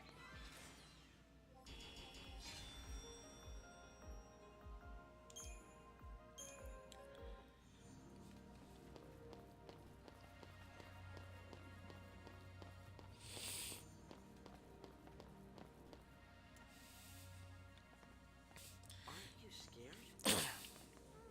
Not so much. You really don't get it. Pulse Falsey and Lissy are bad news. That's why Cocoon kicked them out. Live too close to the Falsey, one-way ticket to Pulse. That's the purge in a nutshell. If they catch us here, they'll purge us too. And What's then your problem? what's my pulse is hell on earth.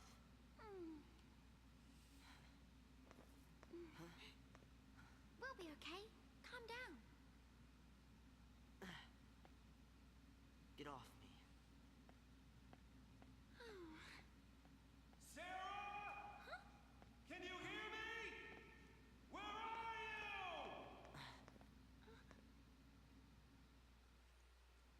you? Begone, thought!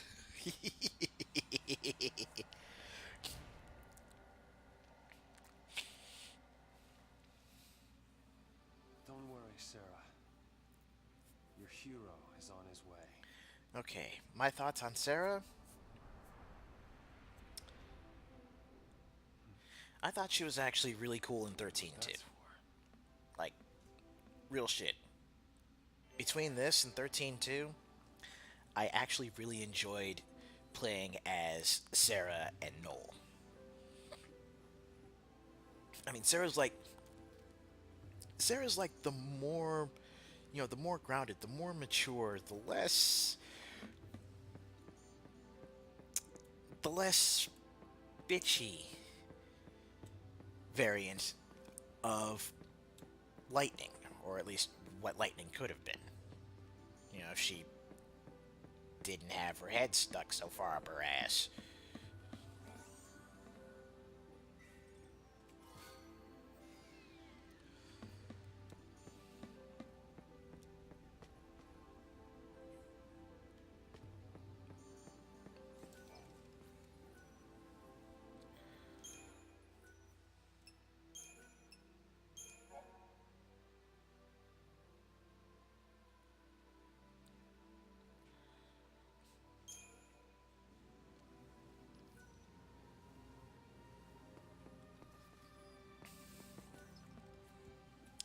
Yeah, that's a good way to put it. It's Strife syndrome, but unfortunately, the only one that really the only one that really does it well is the one it was named after. Go figure.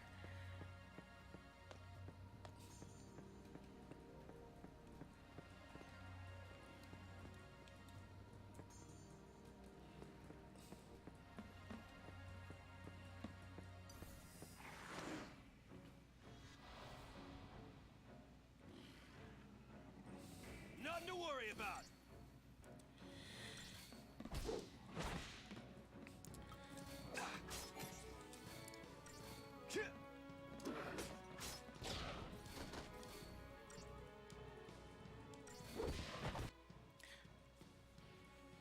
Now, speaking of Cloud, probably the best probably the best of Cloud that I've seen as far as, really giving him a character and fleshing him out. I would say, yeah, exactly. Cloud was edgy. Cloud was edgy because he was supposed to be in FF7. He was very, very conflicted internally. And but then on the opposite end, if you wanted to see like the brighter parts of Cloud's personality, look no further than Crisis Core. Like, in terms of the compilation of Final Fantasy VII, Crisis Core was not probably. I'd say Crisis Core was hands down the best game of the compilation.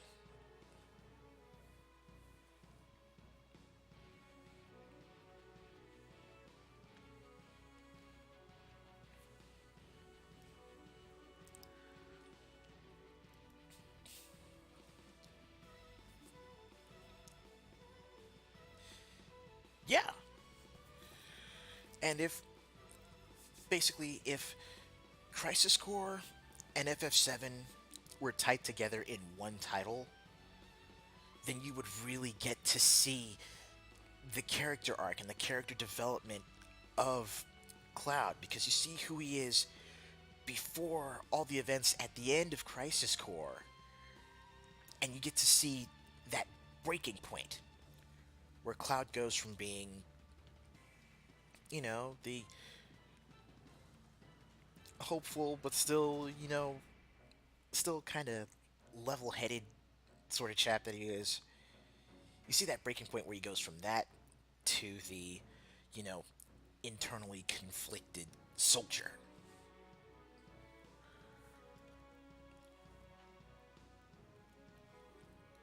Boom.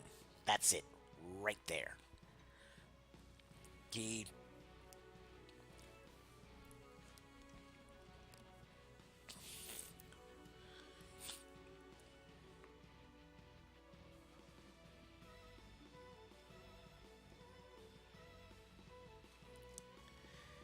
Exactly. He went from being himself to being mentally scarred, and like during the latter portions of Final Fantasy VII, I would say basically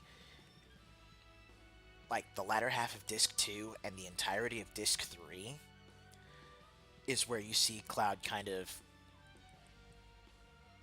it's where you see him starting to recover bit by bit from, from that mental trauma. And you see at the end of the game, while he may still bear the scars, he's made some progress in returning to himself. How about this?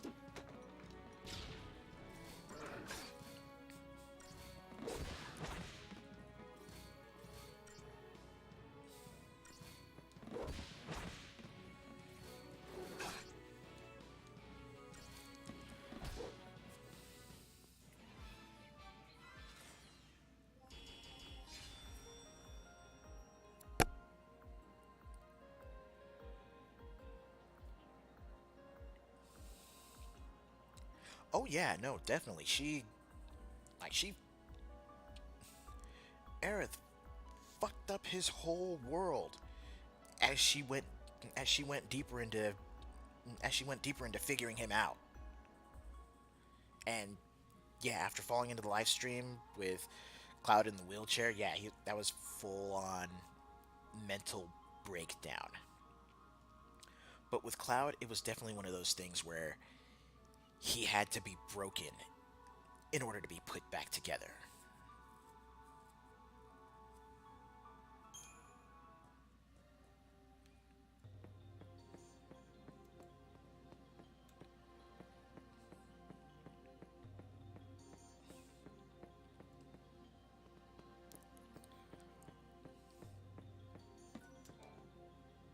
Just hold on, Sarah.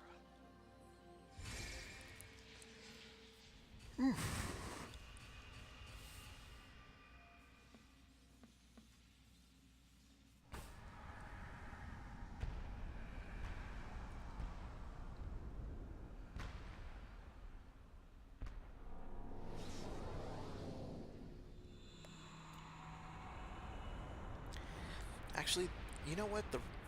The writing and the character development for Cloud in FF7, I would say was something of a prototype for how well, for how Hideo Kojima handled Raiden from Metal Gear Solid 2 to 4 to Still Rising. Fudge?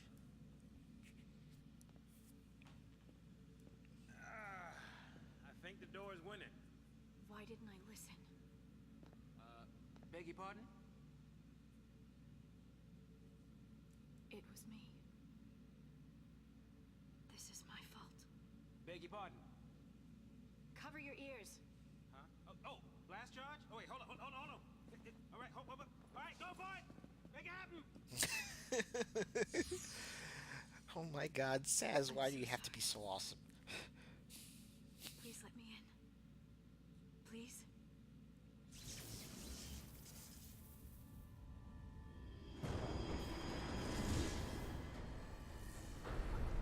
Hey. What? How'd you open it? After you.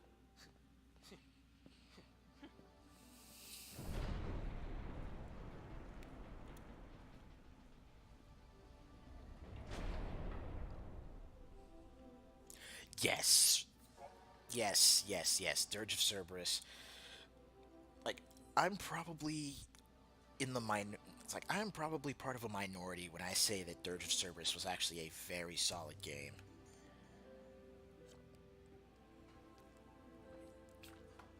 And I love how Dirge actually went to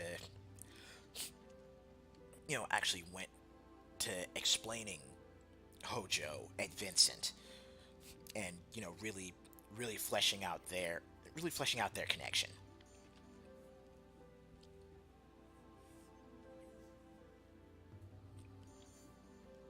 Now, here's my thing. All right, if we were going to get a proper remaster of the entire compilation of Final Fantasy VII,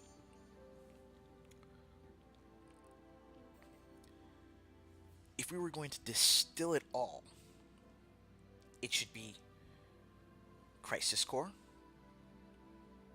Well, Crisis Core / Last Order, FF7 proper, and then Dirge of Cerberus. Maybe bits and pieces of Advent Children, largely, the rebuilding of Midgar and the establishment of Edge City. But yeah, Crisis Core and Last Order, FF7, Dirge of Cerberus. I haven't had the chance to check out Before Crisis.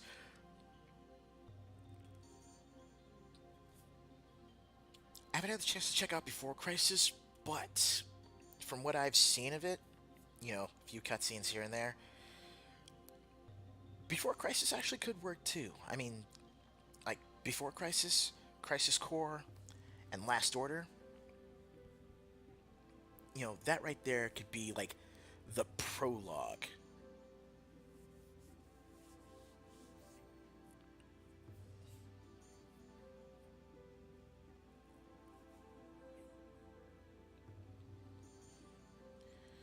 Like that would be the prologue to FF7 because that right there, it not only covers what's happening in Soldier with Zack and what's happening with Cloud, but then you've got Before Crisis, which details the Turks, who are also major players in this world. Outside of Shinra, the Turks are still a major faction. Then you've got Last Order, which kind of bridges the gap between Crisis Core and 7, covering the events at the reactor with Sephiroth, Tifa, and Cloud. And then you've got the Real Deal game right there in the middle. And then you have Dirge of Cerberus as... Dirge of Cerberus is the dessert after the main meal.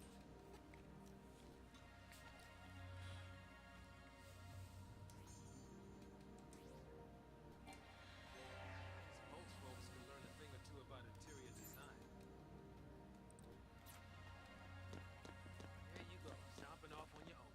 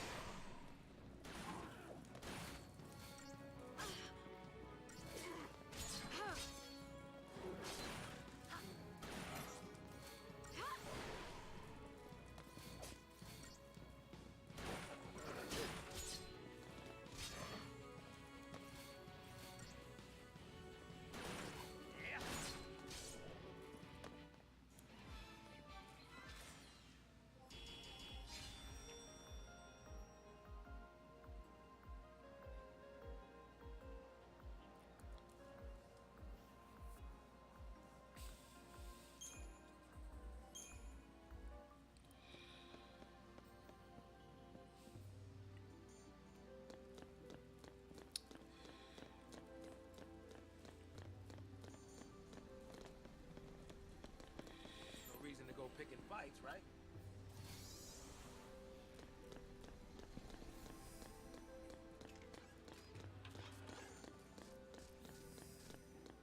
Take some kind of welcoming present from that first recon team they sent in? Hard to believe no one noticed this thing for all these years.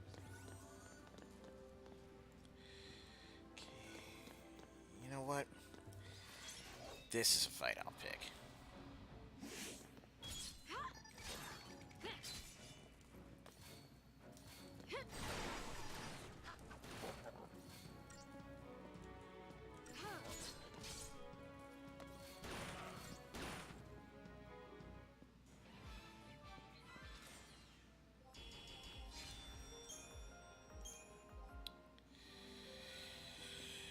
You're not wrong there.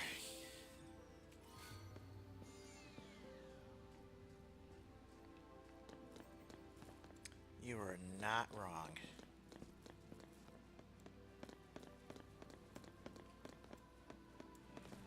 Robotic death machines. Fantastic.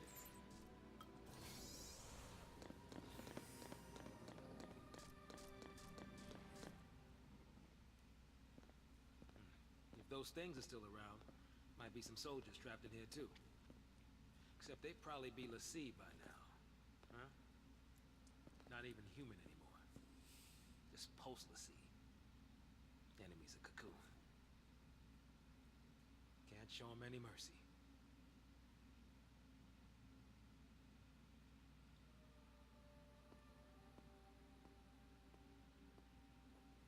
Where's the next one?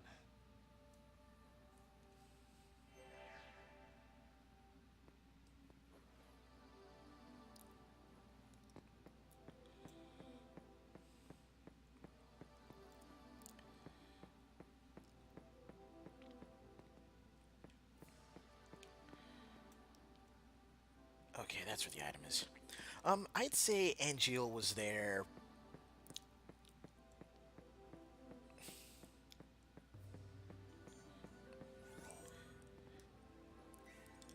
Honestly, exactly. Angeal was definitely better as a mentor character for Zack.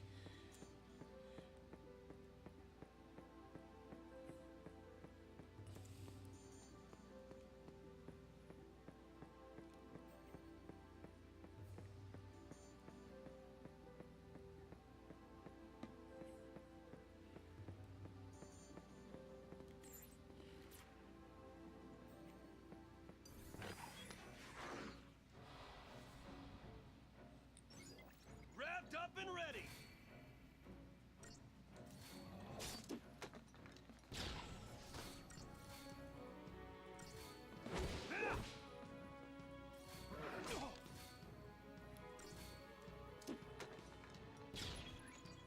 No problem.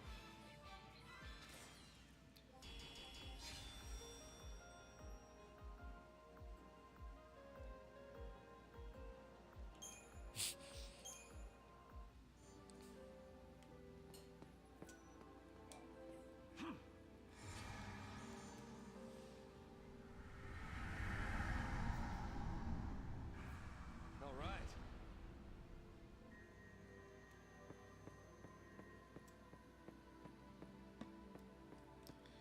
Okay, where are we? Hang on, baby. Your hero's on the way.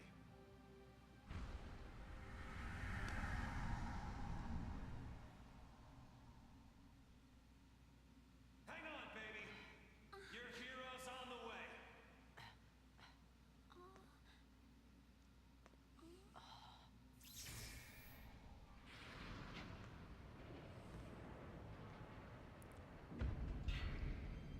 Right. He is here. Calling himself a hero.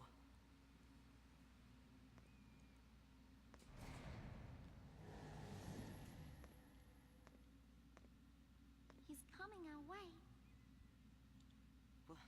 What should I do? Tell him what you need to.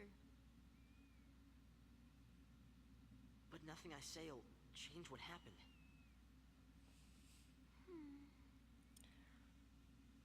We could just run away.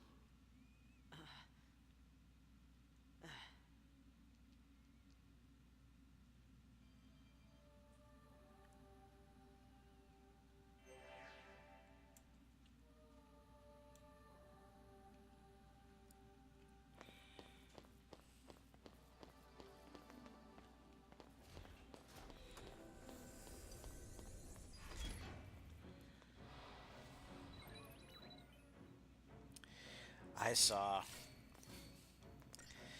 saw, and I am very much not looking forward to it. Yay, us!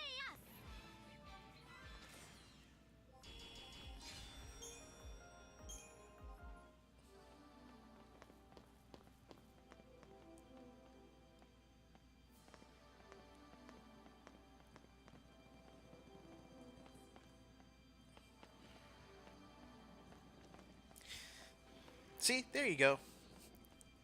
That's it, right there. Yes, Cameron. Yes. Hope should have just nut punched Snow just one good time, got it out of his system, so they could actually, so he could actually start growing up.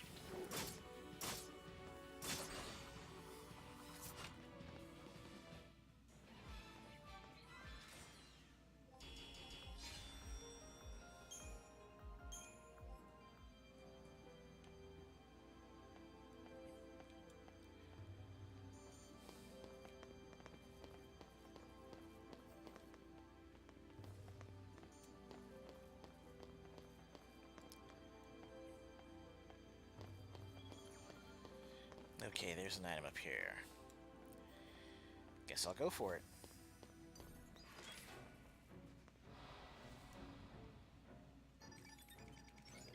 You're gonna regret this.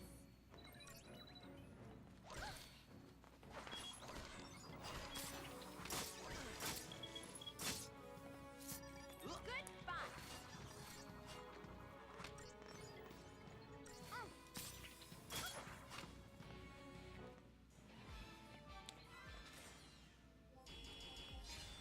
There we go. Job's done.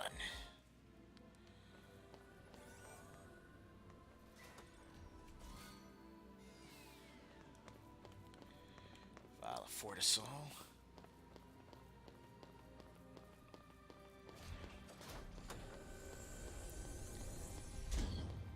Even know where we're going?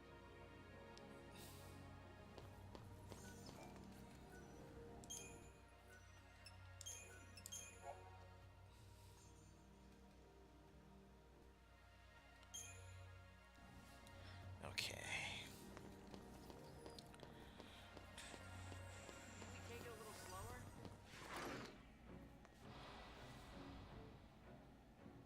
You're gonna regret this.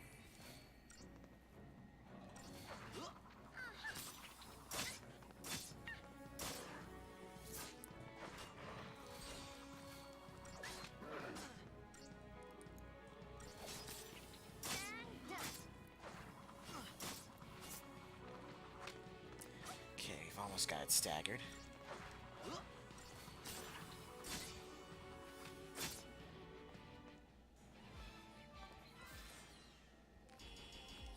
Wait, Leon got killed in the... Nope. Can't do it. Won't do it. We can't fight things like that.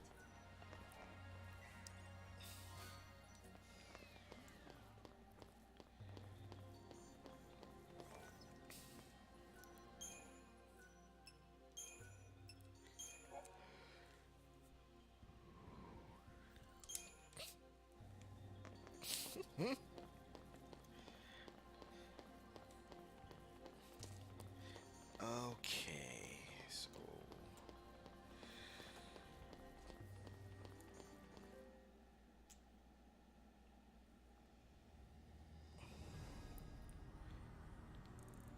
Streets of Rage 4, you say? New gameplay, you say? Please, post the link if you haven't.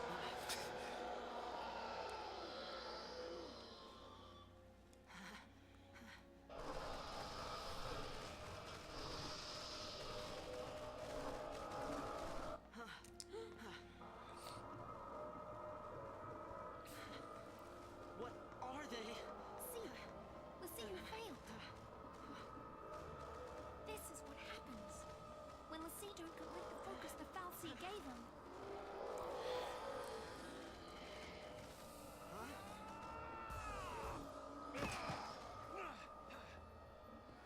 Let's even these odds.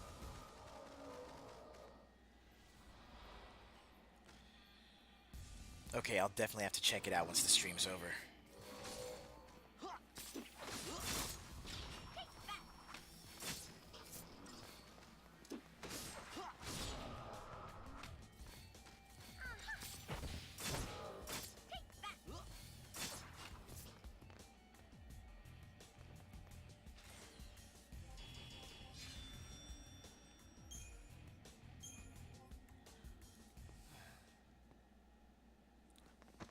Okay, see, this part right here.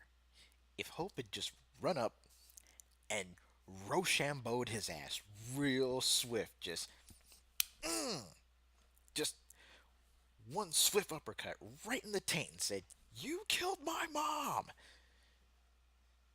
A lot of that shit could have been hashed out right there. Might have made for a shorter game because there wouldn't have been so much melodrama, but it would have made for a more interesting game from a narrative standpoint, that's for sure. Because again, you would have seen Hope start to actually, you know, process his grief.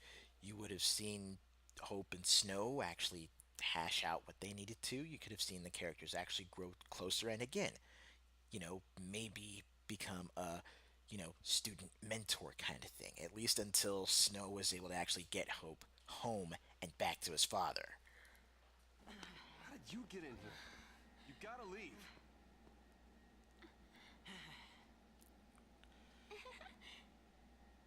Okay, listen. Find some place to hide and keep quiet. Once I find Sarah, we'll all leave together. You'll be home in time for dinner. You... Wait! Who's Sarah? My wife. Future wife, that is. She's a Pulse Lassie. No. She's here somewhere, along with that Fal'Cie. I gotta find her and set her free. What's wrong with you? Why do you want to help a Lassie? They're the enemy. How can you save a Lassie? You're not... That's insane! Probably. But I gotta do something, right? I'll be back.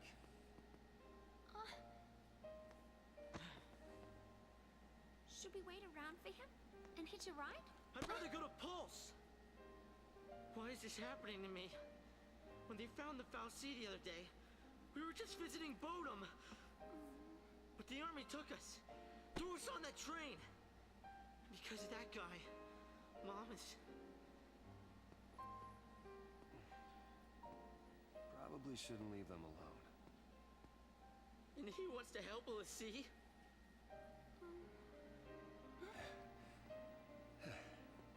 Hey again. Hey. Let's go with him. You gotta talk to him, hon. If you don't take this chance, you regret it forever. Smartest shit that has been said in this game thus far.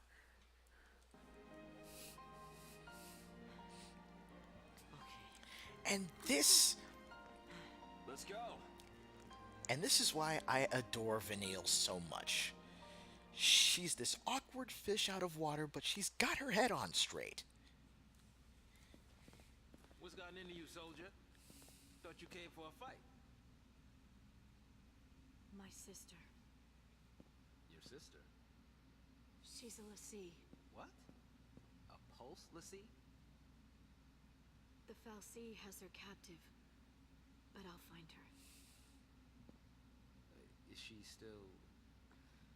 Hey, what was her focus? When she became a Lassie, what did the Fal'Cie order her to do? It wasn't blow up Cocoon or anything like that, was it? I didn't ask.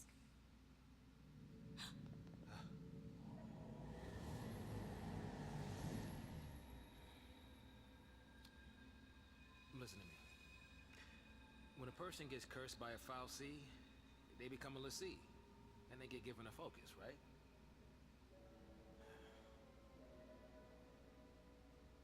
How do I put this? If they don't carry it out, Lassie end up as one of those things. What I'm saying is, if your sister's gone that far, I mean, she might still... How can I...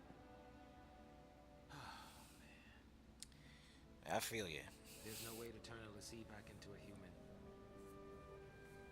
Even if she completes her focus, there's no changing her fate. She'll live her life as a Fal'Cie slave.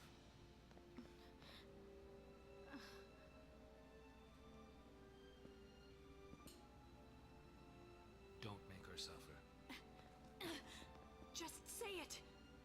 Any Lassie, anyone who might ever become a Lassie should be wiped off the face of Cocoon.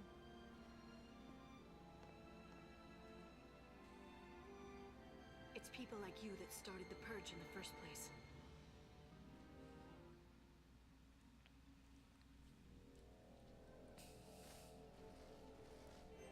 So, that's a Seath, huh?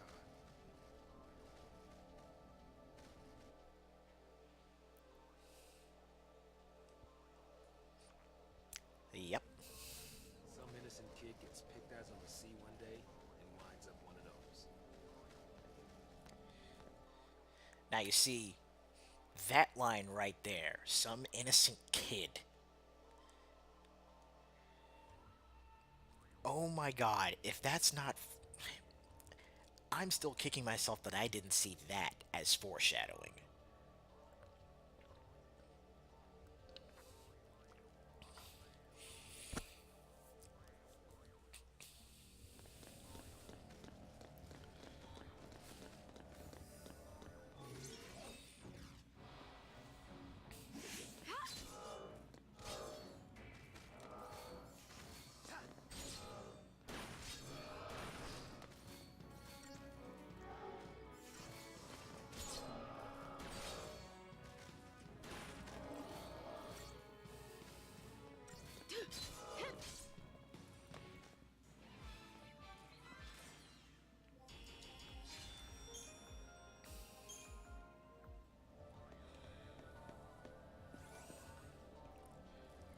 Okay, there we go. Let's keep it up.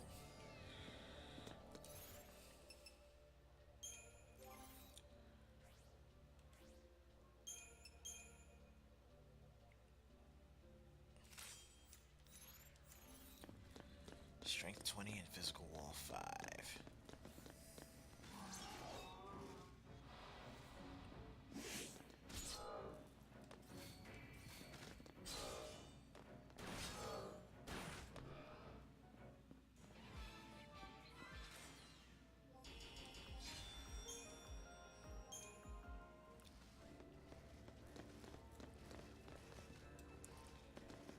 Wonder if those were the soldiers who came in to search the place.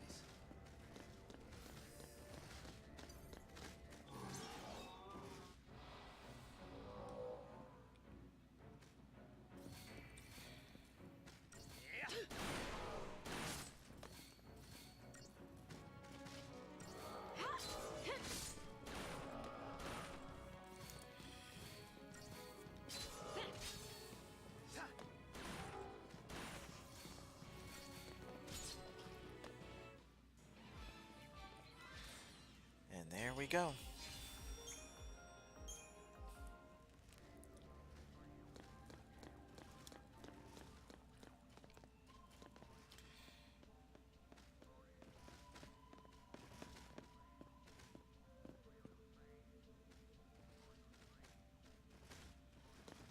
These things grow wings?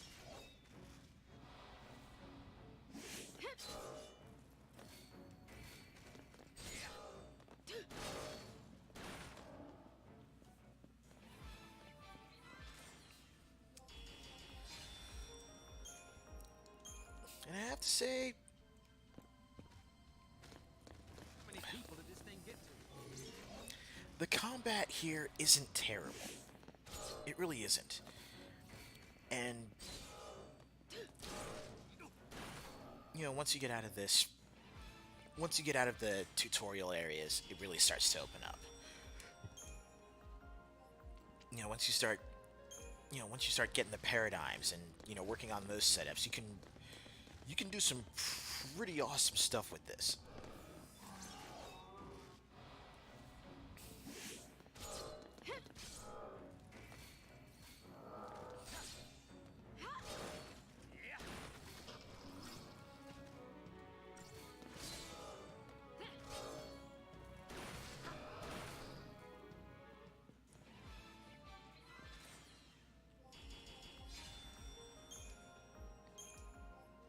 Whatever those things used to be, they sure ain't human now. Okay.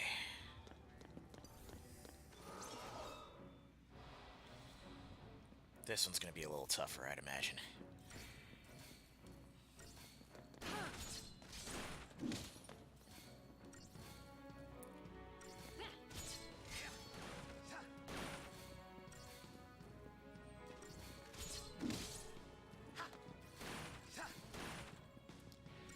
Okay, this thing hits for 40s pretty much every time.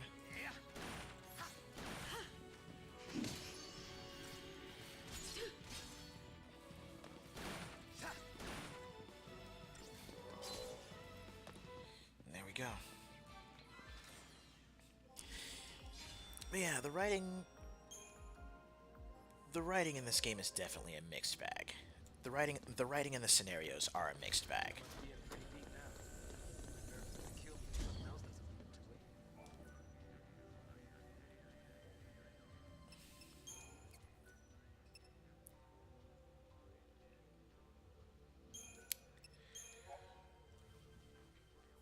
exactly, exactly. But yeah, the pacing, the pacing and the writing is a mixed bag. But I'm not gonna lie, my first time playing through this, when at that part we just passed up where they first introduced the Seath, those failed Lassie ghouls. That was some. It was pretty horrifying. The wrong place at the wrong time, and all this happened. It was pretty horrifying, and I kind of dug it.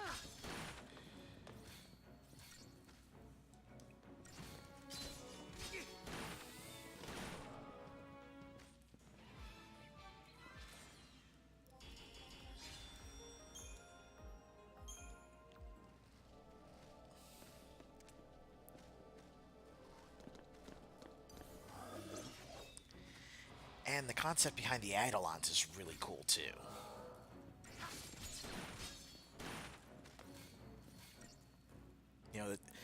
It's almost like what they did with Guardian Forces in Final Fantasy VIII, but more like, I guess, something of a forced junction. Like a forced permanent junction of just one particular Guardian Force, one particular Aeon, one particular Eidolon for that person.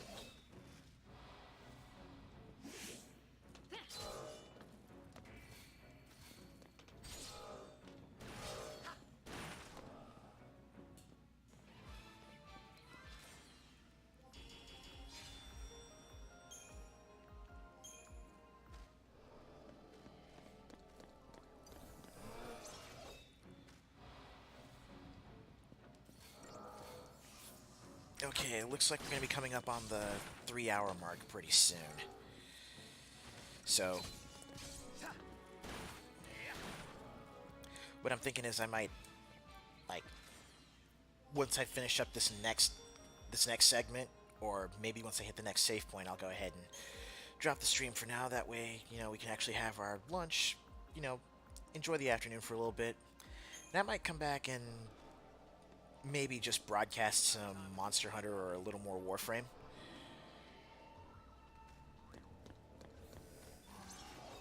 We'll see how it shakes out.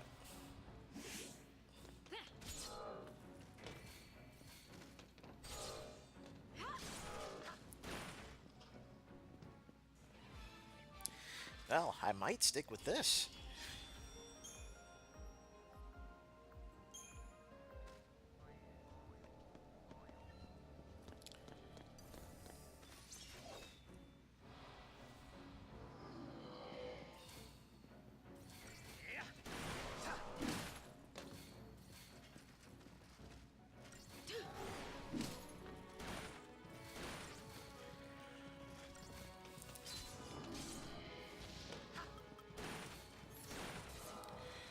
No, no, no. Ooh.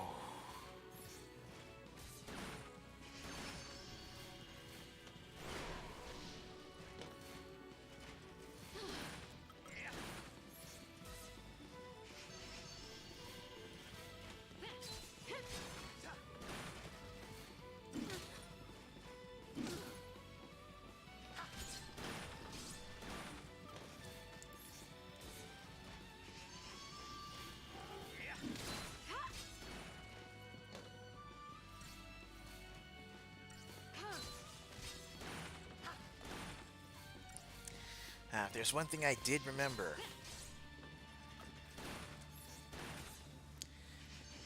if there's one thing I do remember about this game, and another thing that I do not like, it's that if the character you're controlling dies, then it's game over. And I fucking hate that. Because just as you guys saw, they were aiming their fire spells at lightning and I almost got wiped out.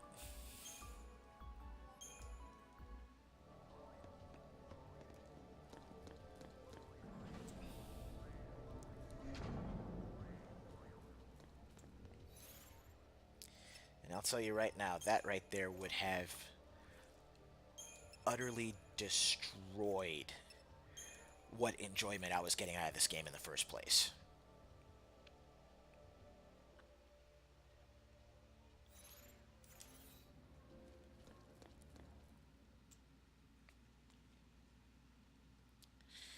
Yeah, the problem is that it takes a while for the story and for the combat to get anywhere near good or at least interesting. We have to leave before the army. What? That's a Pulse brand. That girl's a Lassie. I already told you that. Pulse Lassie are the enemies of Cocoon. So they should die? Listen, if she fails her focus, you know how that'll end. And killing her is a mercy? You came. Sarah!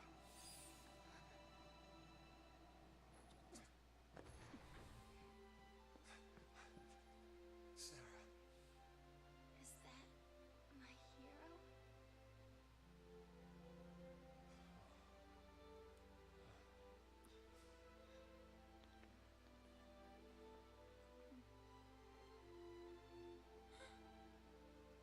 Let's get you out of here. Hands off. I'm taking her home. Sis. I'm not your sister. You couldn't protect her. It's your fault she can save us. Sarah? You can save us. Or protect us all. Save Cocoon. Save Cocoon? Sarah, that was your focus? Anything. I'll do anything. Leave it to me. You'll see.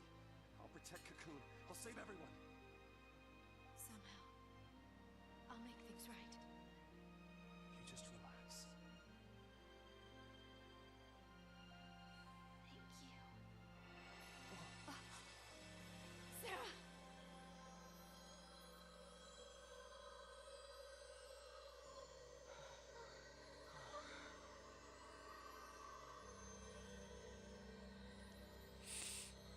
Okay, the giant field area. Oh, so you were already in Pulse. I think you were maybe halfway through the game at that point.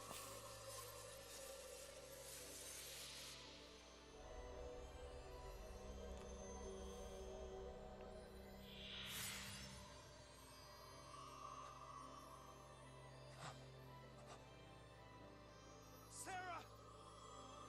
Sarah! Why is she turning to crystal? The Sea who fulfill their focus are transformed into crystal and gain eternal life. Just like the story said. Sarah. Sweet dreams. Sweet dreams? She's not sleeping! Sarah's... She's... She's alive. No. The legend. Remember the legend. Lassie who fulfilled their focus turn to crystal and gain eternal life. It's the same with Sarah. Eternal life. She's not dead. Sarah's my bride-to-be. I promise to be hers forever. I don't care how many years I have to wait. It's over! Open your eyes and face reality! Bitch, you need to do the same. Sarah, does becoming a Lassie really mean losing everything? It got tired. Not after a while. It's tiring right now.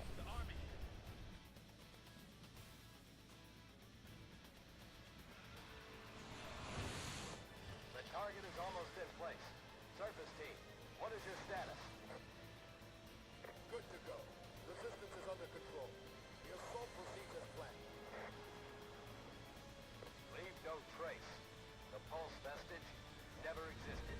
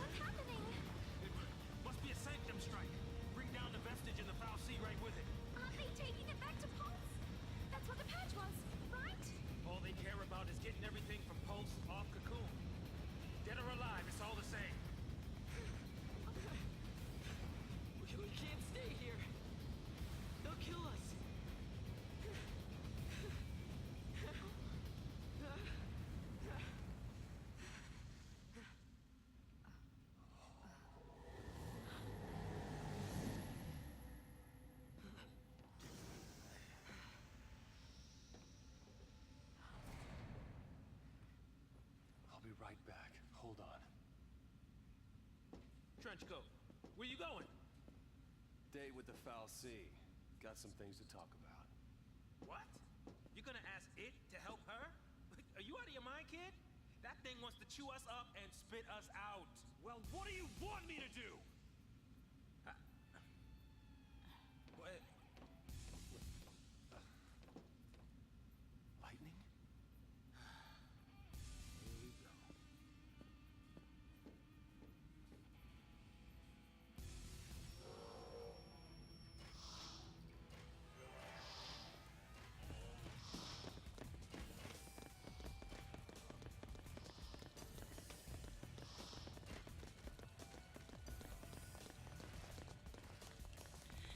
Oh, hold on.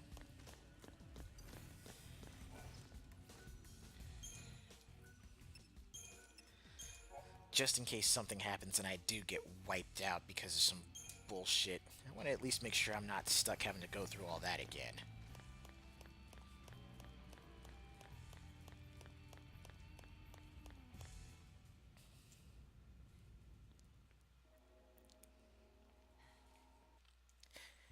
And like I was saying earlier, yeah, the whole thing between lightning and snow, that's tiresome right from the start.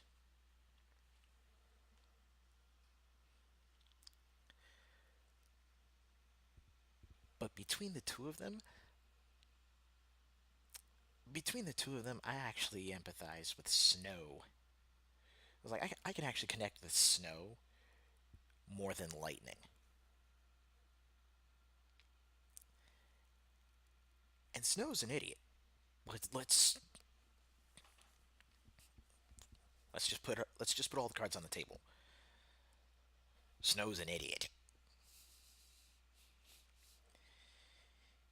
He's brash, he's immature, he's just fucking reckless.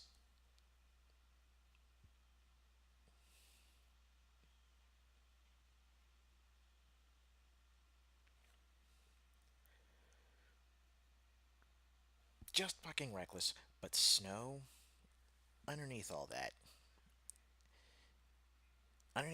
Snow is just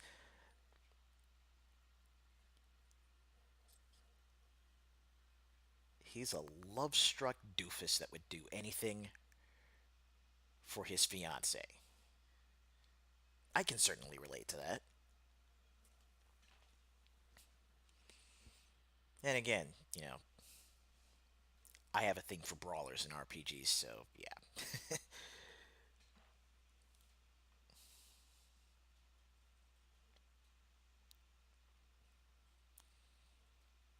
And yeah, I'm right there with you. Part of me also wishes that Snow would just turn around and just called her out straight to her face. Just, you're a terrible sister. It's like, I don't give a shit that you're being a bitch to me.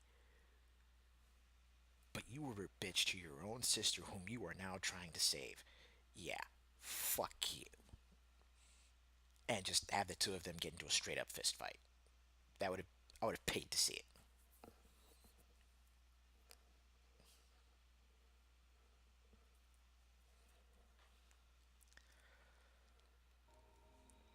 So this is the Foul Sea.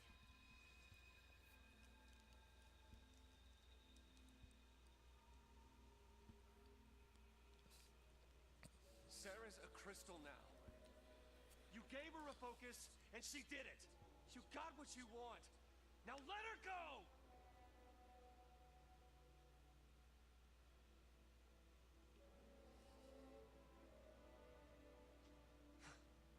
Please, turn her back. I'll be your Lassie instead! Fine. You go on begging. Like this thing gives a damn what we want!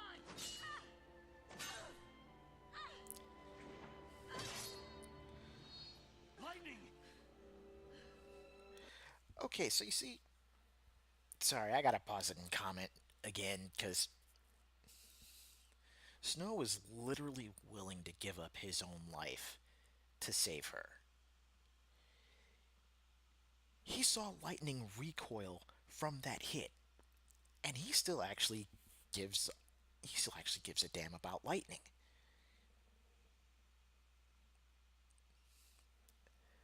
Snow, once again, being a more sympathetic protagonist than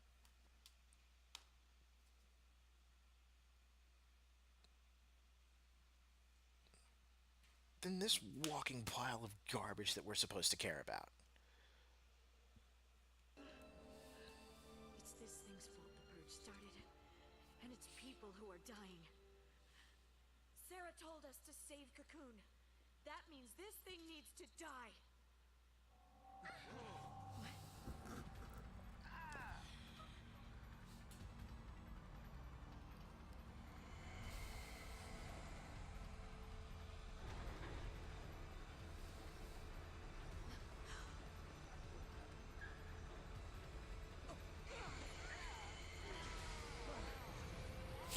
No, Andre, that's not just you.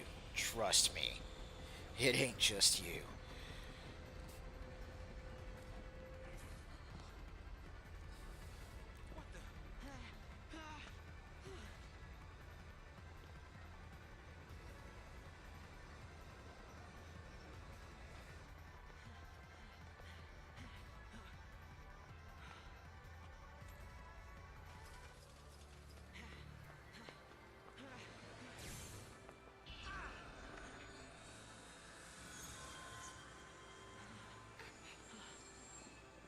Come on now. You really think you can kill a Fal'Cie? I'm doing this for Sarah.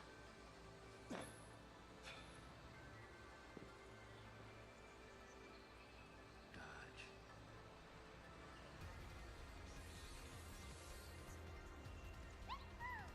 I'm in. As long as you don't mind an amateur. I got these things. Might as well use them. Thanks.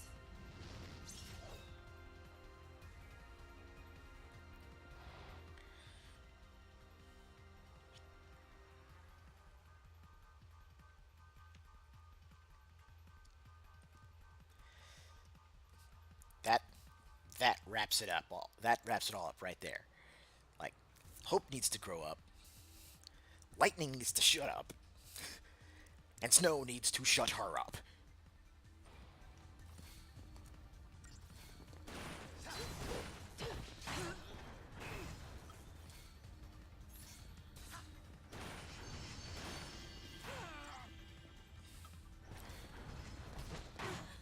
Actually, let's see if we can't do something about those manipulators first.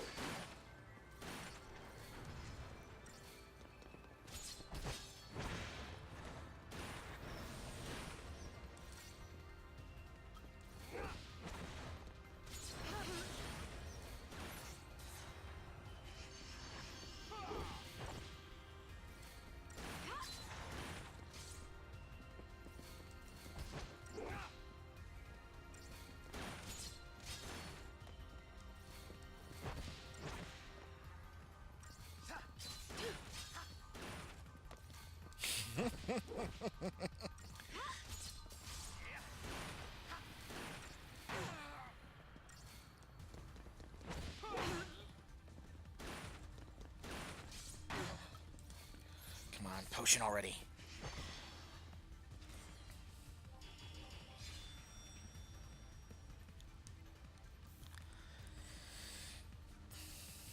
Yeah, Fang is not actively disliking a character, literally puts her above exactly 50% of the main protagonists in this game.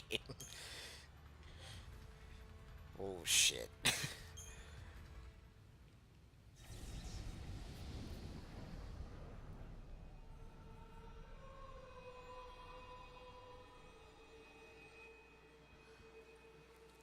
Where are we? Now, if there are any one of the antagonists that I really dig in this game, it's Sid. What's going on?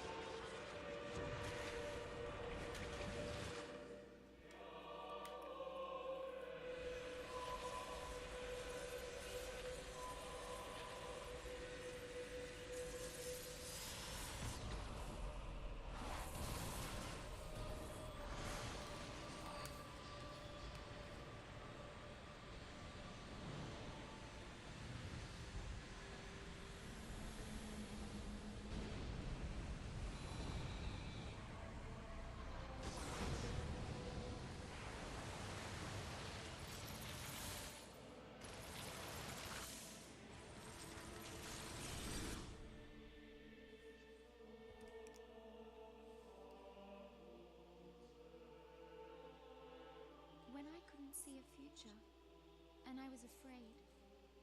When the future was clear, and it hurt to see. I'd just close my eyes and lose myself in happier days.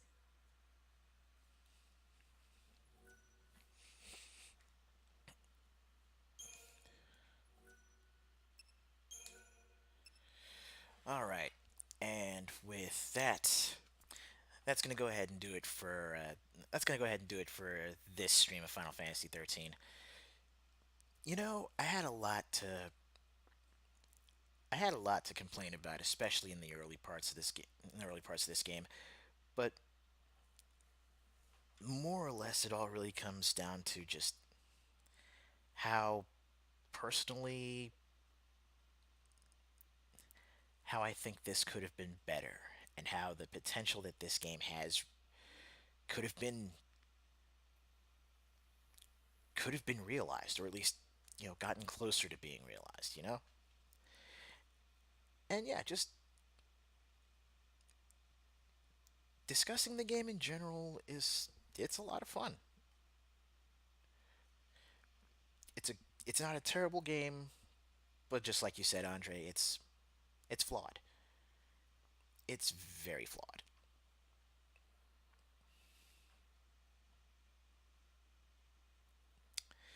But anyway, that's going to do it for today. Hope you all have a fantastic Friday.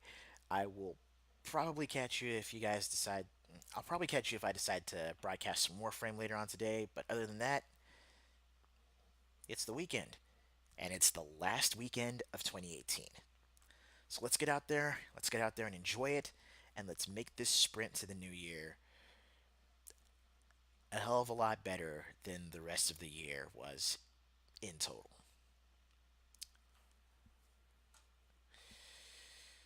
So, we're going to overwrite that save.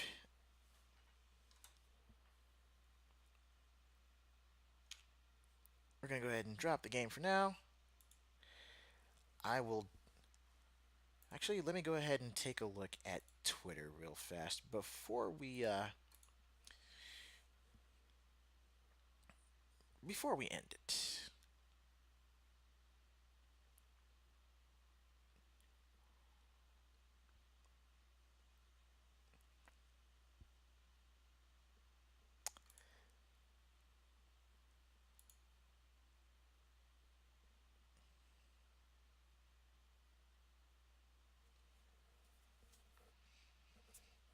My God. My God, Streets of Rage 4 looks beautiful.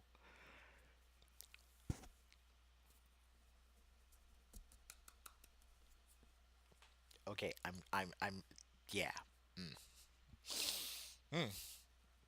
I'm getting positively giddy over here.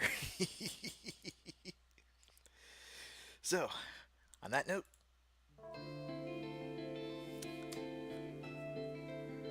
we'll let the track play us out. You guys have been awesome as always. Definitely looking forward to the next stream, whatever game we're going to be playing. I think I actually do think I might jump back onto Final Fantasy 13 some more. I'm having a good time with it. And it's all anyone can really ask for, right? But anywho, if I don't catch you guys on a stream beforehand, I will definitely be seeing you on Sunday for our pre-New Year's episode of the Metro City Boys podcast. For all the folks that are new to the channel and that have followed and are currently watching, I appreciate you coming in and hanging out with me. Hopefully we'll get to see you back for more. For all my regulars, Hikari, Jin, Cameron, Blue, Andre. Always fun having you guys in too.